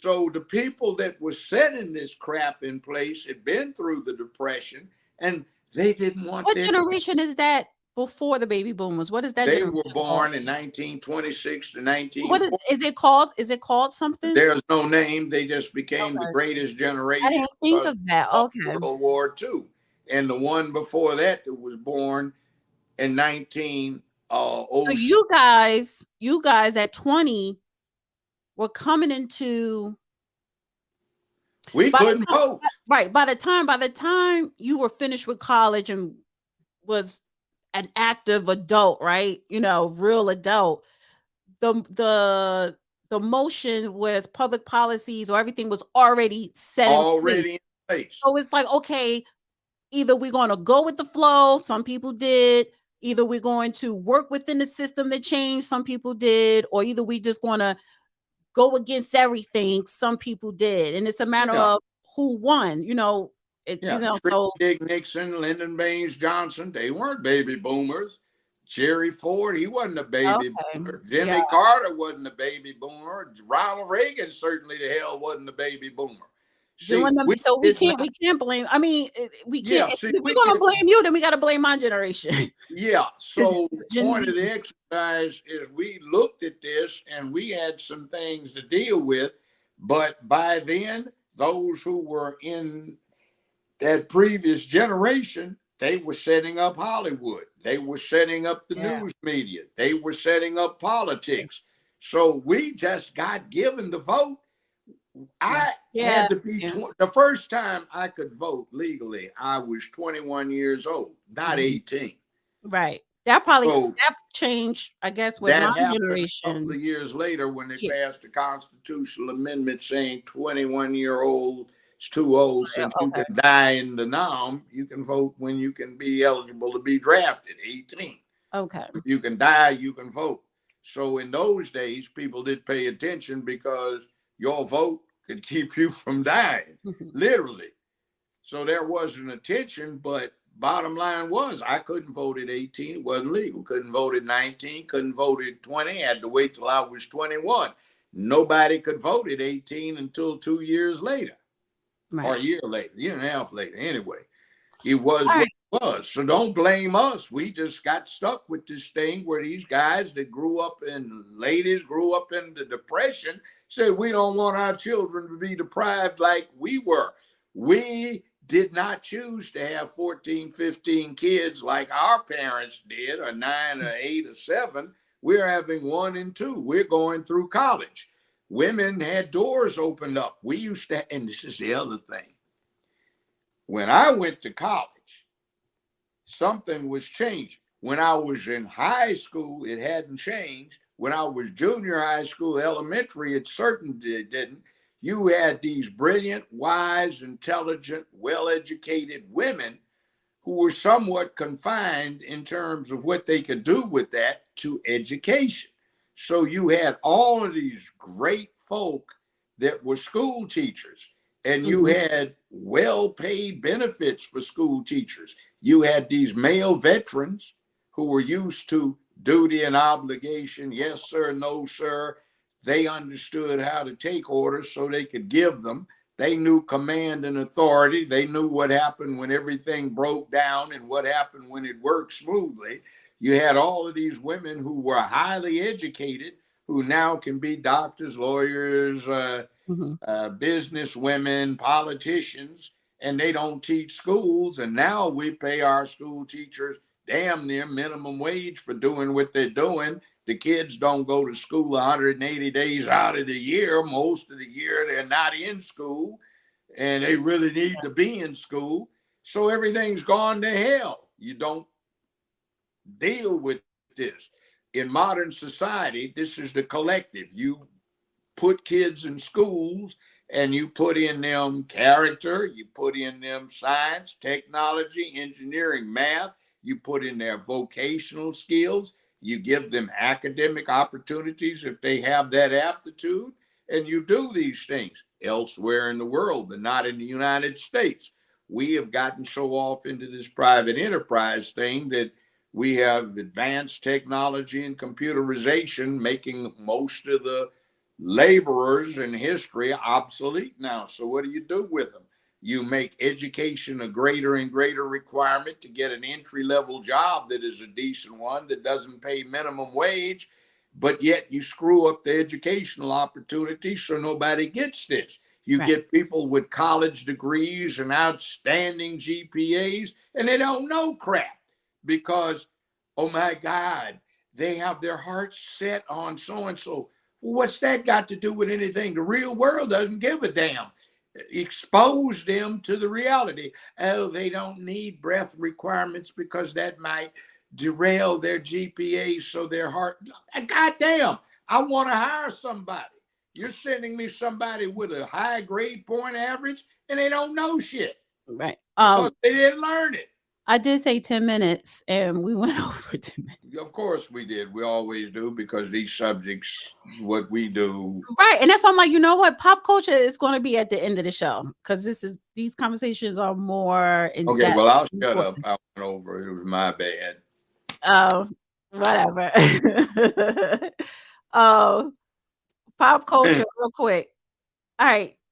Remember we had this conversation about this person. Should you tell that story? Is it okay if you tell the story about the true story of how Sammy Davis Jr. lost his eye? Okay, well, I wound up having the number 1, number 2 daytime syndicated show in America. And Paramount, which had the show then, later on CBS, thought I was very valuable property. They insured my life for $10-20 million, and I made them give me the benefits for my family too. All right. Well, I got all of these big time bodyguards and security folk, and some of them had been in the business for a while, and they told some interesting stories about what happened to Sammy Davis Jr. Now, Sammy Davis Jr. became Judaic, and that was to please his girlfriend, who became his wife.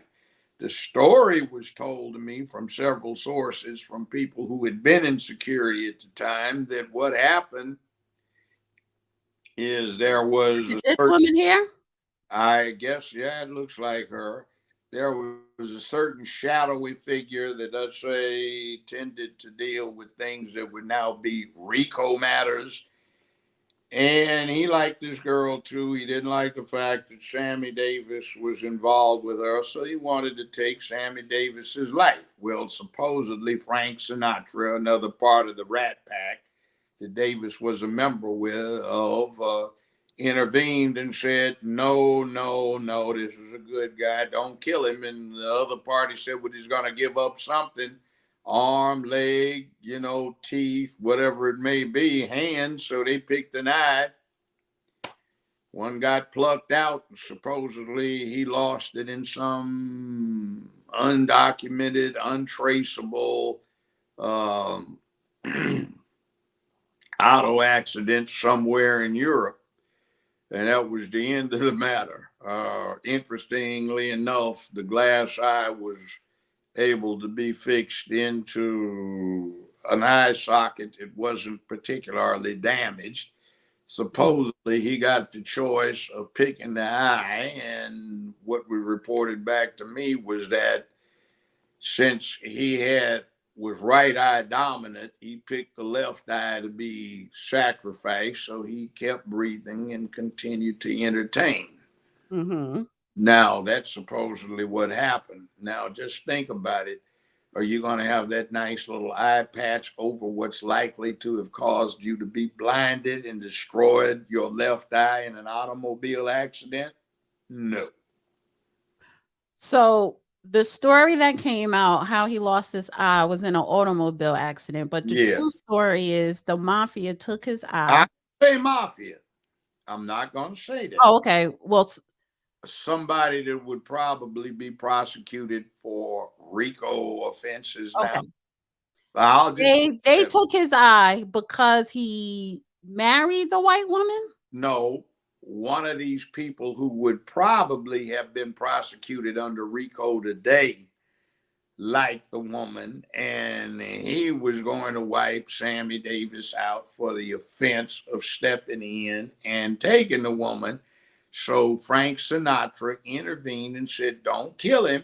And the guy said, well, he's going to have to give something up. So they negotiated that he would give up his left eye. Who negotiated? Frank Sinatra and the unknown individual negotiated this arrangement. Without Sammy Davis Jr. Well, Sammy Davis cooperated because Sammy Davis wasn't one of those badass folk that was. So he let them take his eye? Yeah. Or did they sneak attack him? Well, so he could keep breathing. He said, okay, take my eye. So instead of you killing me, I'll let you take my eye and let him take his eye. Give up something. I would have been like, listen, if you're going to take my eye, like, I'm not going to walk into your office and let you take my eye. I'd Well, rather for you to the attack point me. is they would have killed him. Okay, let's put it this way. How about, why didn't he just Let's leave put the it this way. Let's put it this way. I had a friend, he's now dead of natural causes, but he was a college professor, but he was a professional hitman. He took down quite a few people for professional hits. Now, this is a college professor. I had some other acquaintances, and there was a Wait, but my point is, listen, why didn't Sammy Davis Jr. just leave the white woman alone? You wanted to sacrifice your eye for this white woman. Hold on. At that point, somebody had been offended. Their dignity had been compromised, and they needed to save face with their colleague. So something had I would have just been like, here, you can have her. No, but the damage was done. Somebody's rep was gone. So okay, moral of the story. Leave white women alone. No, that's not the moral of the story. The moral of the story is Hollywood got brought back in touch with a reality. See, some people that would have been prosecuted for RICO violations today used to run the major studios up until the end of the 1950s when they had that Red Scare where Ronald Reagan came in as president of SAG and formerly the secretary for SAG. And he finked on everybody, that raised too much attention. And then there was that little thing in upstate New York where that non-existent organization that J. Edgar Hoover denied wound up getting busted on a fluke when they were having a meeting and all that came out. So let's just say that some people said, okay, we need to get out of this. This is lucrative. We'll still get, we have investments. This is legit money. We'll just leave it at that, which, by the way, is one reason that Hollywood is such a mess now is when, let's say, a transgression could reduce itself to a lost eye or a broken kneecap. I don't want to go into too much details because I got to move on. I mean, literally, when you messing up could result in a crushed leg or broken bones or something like that, people tended to behave acceptably. When those folk bailed and left Hollywood with no rules, then those little soy boy types got in charge and things went to hell. So Hollywood right now does not operate as a business. It operates as an agency for an agenda. All right. So I want to move on to Gabrielle Union. She reveals why she felt entitled to cheat on her first husband because she was paying all the bills. So she was married to NFL player, what's his name? Chris Howard, right? This was many years ago. They separated in 2005. That ain't many years ago. That's over 15 years ago. Years ago. Well, they separated. Yeah, well, they separated in 2005. So they got married in 2001. So that was over 20 years ago, a little over 20 years ago. So according to her, she said, according to Union, she and Howard should have never got out of the dating phase. She opened up about being unfaithful in a relationship and why she felt entitled to cheat on him. So she's saying she felt entitled to cheat on him because she was basically paying all the bills. And, her father, growing up watching her father, he paid all the bills. So he felt as though, well, I could do what I want to do because I'm paying all the bills. So in her mind, oh, well, I'm paying all the bills, so I could do what I want to do. And he's already cheating, so I'm going to cheat too. But she acknowledged that we shouldn't even been married. What's the phrase? Huh? What's the phrase? Pay the cost to be the boss? That's it. Whether you're a woman saying that, so you're saying. I mean, well, now that we have this equality fantasy going on, yeah, but it doesn't quite work out that way. And by the way, from handling many, many divorces over the course of my career as a lawyer, I'll say this. You had the counsel at law counsel, same thing. And it was my experience that when you had a couple, typically when it all came out, the one that was accusing the other one of cheating most vigorously was usually the one that was cheating. In other words, the one that was making all the accusations. They were cheating. They were doing their dirt too. Doing the cheating, and listen, women cheat just like men do. Oh yeah, whole bunch. I'm not putting myself in that category, but we used to laughingly refer to such phenomenon as how many marriages have you saved? Meaning the spouse. Have you saved? Meaning the wife got mad at the guy because she thought he was running around. And she called up the judge, honey. Well, I'm not saying me, but somebody like me. I saved the marriage. They got it out of their system, and they've been married for the last 25, 30, 35 years to the same guy. Right.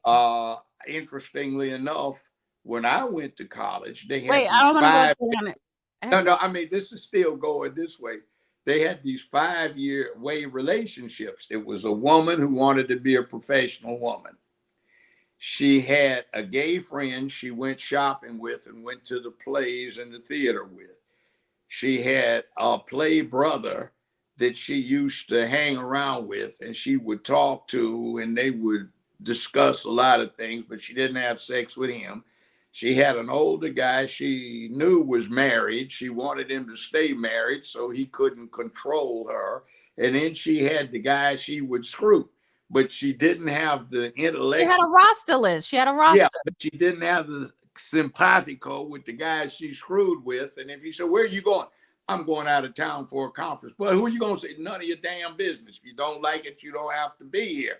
Right. So she had these 5-way relationships. Now, she partied, screwed, had a good time, and then she picked carefully, objectively, some guy 2-3 years older than her who looked like he was going to be something. She married him. She used what she had learned in the process to finesse him, and that was in 1971, 1972, and they're still married, gray-haired. One of them died of old age, and the other one's connecting the life insurance benefits and everything else, and all their children are in college. And she would tell you, if you talk to her now, "I got it out my system. I'm happy with the relationship with my husband. It ain't all about sex." All right. I want to move on to this because we're going to do another show probably over the weekend expounding on that. Right.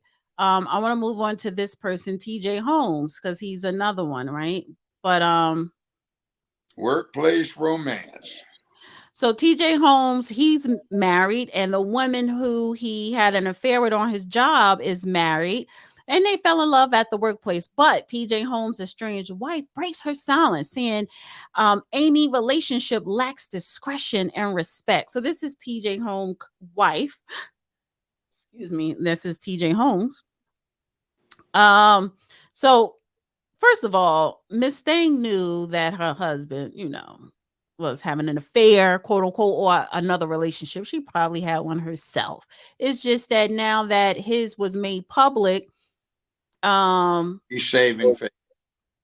So she comes out, certainly, the wife, Marilee Fiebig, she's not even using his last name, certainly isn't giving her estranged husband the stamp of approval on his relationship with Amy Robach, instead screwing him for what she believes to be disrespectful conduct. They have a child. Now, who is who and what? This is his current wife. Okay. This is the woman he fell in love with at work, Amy, who is also married. So the current wife is finally breaking her silence, saying the way she moved and he moved is disrespectful. Bitch, you knew he was already in love with her. This is the wife. This is Amy. So okay. As we report, TJ filed for divorce last week, ending his 12-year marriage to Marilee. Amy is reportedly also in the process of divorcing her husband, Andrew Shrew. So these two are unhappily married. They met at work, fell in love, been having a relationship over 6 months now, right? And I'm pretty sure people at ABC knew this, which is owned by Disney. They didn't fire them, but they did sit them down. They're not on air. They're not suspended, I don't think, but they're telling them, listen, the company is like, we got to figure this out before we could bring you back into the fold. We'll bring you back into work. So these two they're in love. They're open about it now. They're not hiding. They're getting divorced from their current spouses. What is your take though on at work romance? It used to be one of the places to meet girlfriend, significant other, or future spouse. Right. And then for the wife to say, "Oh, he's so disrespectful." And I get it. She's trying to save face, and she's trying to make her case for her divorce law, for the divorce court, more strong, so she could probably get not just half, but maybe a little bit more than half. But Well, she knew about her divorce. husband, what he was doing. Is it a California divorce? I think it's New York State, just as Well, bad. New York, California, they have community property. Won't make any difference. Yeah, I think But New York. the problem is, it's like it can. Okay, 2 the minutes. guy who was the executive producer of my show, the first one, he was a real good one, Australian guy. Well, he had been doing a series of series that were very successful for various Hollywood entities. He was not part of that Hollywood in crowd, real manly guy. And there was a woman who had been Miss Philippines for Miss Universe contest.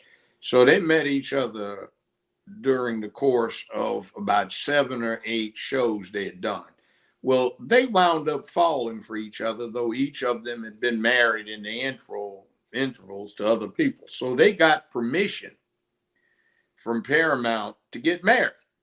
So as soon as they got married, Paramount turns around and fires them after they got written permission that it was okay. And I'm pretty sure they sued because they didn't follow the agenda. Now, with this thing, as I just mentioned, the workplace is a traditional place where people run into each other that become their future significant other, spouses or whatever.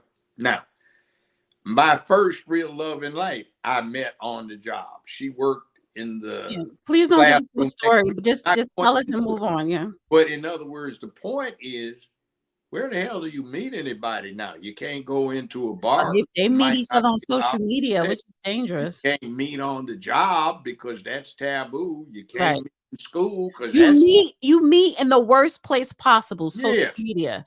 So Also, how did this come about? So let me just say this real quick about TJ Holmes. This thing with this kid acting a fool in class. Let me say this real quick. Right. Let me say this real quick about TJ Holmes. So it says that, ABC eventually decided to take them off the air while the honchos investigate whether or not they violated any company policies, because a lot of companies now have a policy. If you date somebody on the job, you have to let your boss know or let HR know, so it won't be a hashtag me too, blah, blah, blah, blah, blah. So, listen, they're in love. They've been in love. Their spouses knew. Their spouses probably had their own thing or whatever. So once a divorce, if they're getting divorced, they should be put back on the air. What, people going to lose their job because they fell in love? Like, give me a break. All right. Well, let me say this. One of the classic grounds for divorce that used to exist way back when I first started practicing law was the boss fell for his secretary and left his wife for his secretary.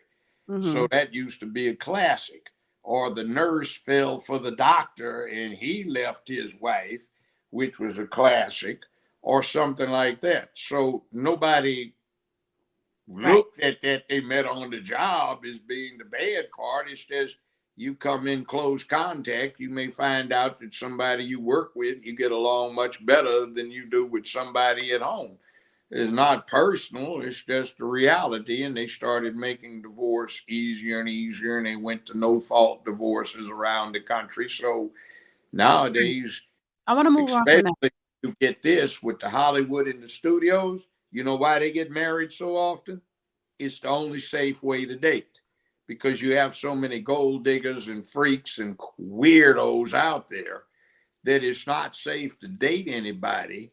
You just have to go ahead and marry them. So you talk about who's cheating on who as a traditional means rather than something wrong with them up here. Right. All right. I want to move on because Now I gave you a little we went over. the Yeah, we went over the 2-hour mark, and I kind of want us to start sticking within the 2-hour mark, which means you really have to stop telling so many stories, shorten those stories I to thought just you would edit one. them. You edit them? No, It's great. I'm not. I mean, I edit. I'm playing with you. I know this is just going to be uploaded, but I'm going to be editing up clips. But still, I want to still this whole thing. I need for it to be within 2 hours. And listen, when we talk about the pop culture / Hollywood stuff, you don't need to elaborate too much. That's just something quick because people want the tea and they want. Yeah, but who are these people? I've never heard of The listeners. So the listeners were upset that I talking about. Who are they? I've never heard of. They're celebrities. But what do they do? Gabrielle Union, she's married to Dwayne Wade now, so you've seen her. TJ Dwayne Wade is that guy that's got that boyfriend. Yes. Yes. That's what we're talking about. No, her, but you so you're familiar with her. So they're celebrities. That we're talking about celebrities. People want to hear celebrity drama and tea. They were upset with me. Listen. They were upset with me when I kept interrupting you when you were going ham on Ellen DeGeneres. They was telling me shut the hell up because they wanted you to go ham on Ellen without me interrupting. Well, okay, I'm gonna let you go ham on them. I was trying to figure out who we were talking about. Now, what my point is, you hate us. You hate talking about pop culture, and I get it, but the audience love it. So I'm trying to mix the politics with Hollywood. You're from Hollywood, but I'm not from Hollywood. I just had a brief moment when I was doing what I know, but you started in law that was televised. I know. All right. Before we go, I was going to talk about Dana White. He smacked his wife, but that's because she punched him, and this was on. They were both drunk on New Year's. No, let's not. Let's move on from that. They've been together since they were 12. Listen, he's worth $500 million. This is not the first time they probably was fighting each other and she was drunk and whatever. All right. Just to close out, right?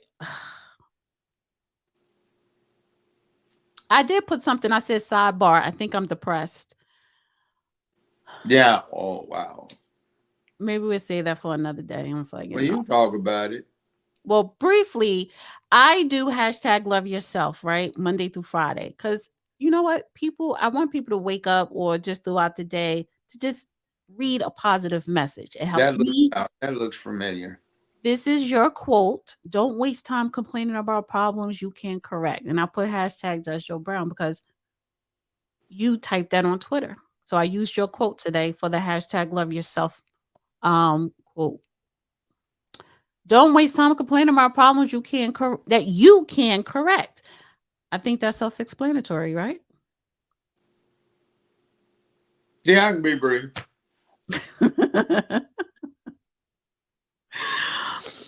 Why I do this? I used to be a professor, and you would want your students to grasp what you were talking about. So rather than just hitting the highlights, as is popular today with our sound bites, you would give them explanations. And as you're watching the 300 or 400 students out there in the lecture hall, you're watching the light bulbs go on where, oh, is that it? Mm-hmm. Wow. So that's what I try to do.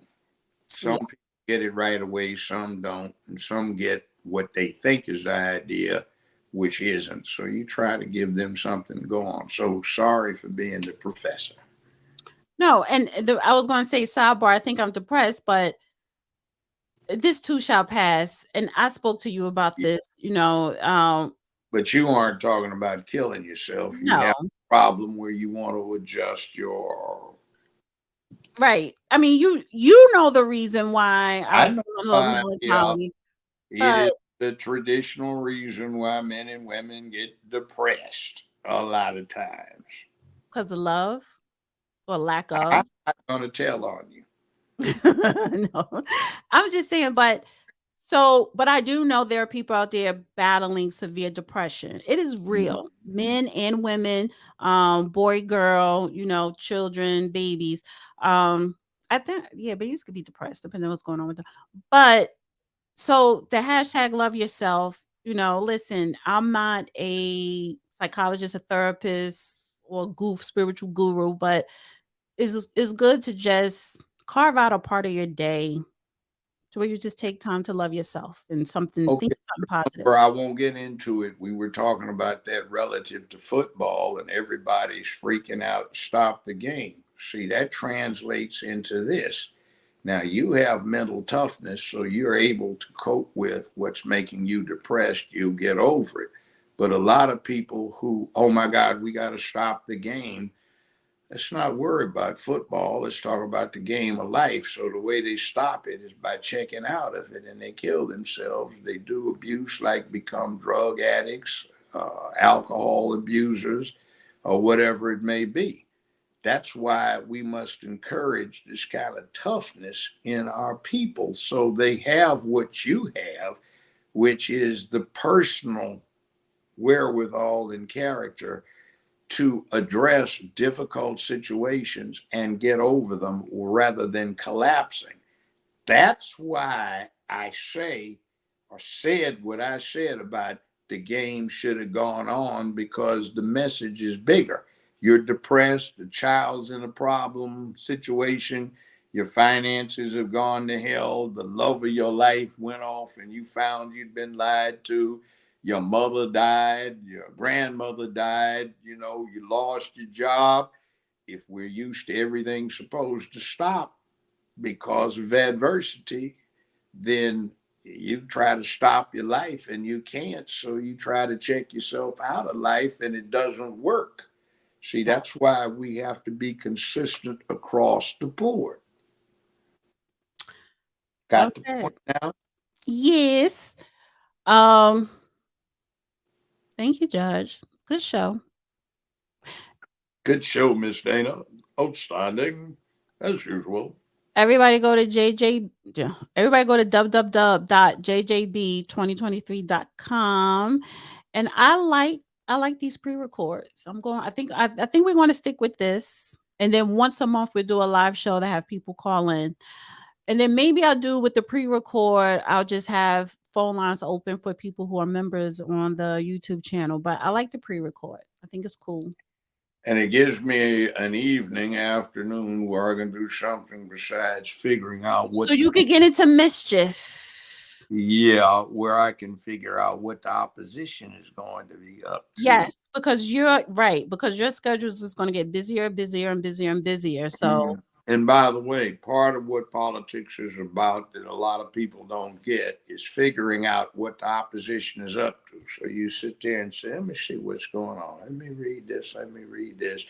And see, a lot of times you may find out that, okay, why does this person talk this? Oh, this is what the deal is with the trade situation with these electric cars. Oh, and they're going to be making them in this area. Let me see who's been buying up property up there or trying to broker this. And let me go to, this is another interesting thing. It's called followthemoney.org. Followthemoney.org. And what that is it's an online service that tracks the political campaign contributions received by certain elected officials. And it might be very informative to see who has contributed to or bought your favorite politician or somebody you're considering voting for, and see if the interests of the people who have bought that individual match yours.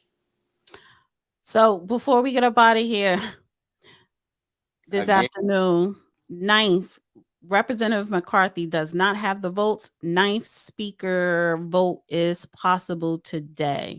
So this is the 8th vote.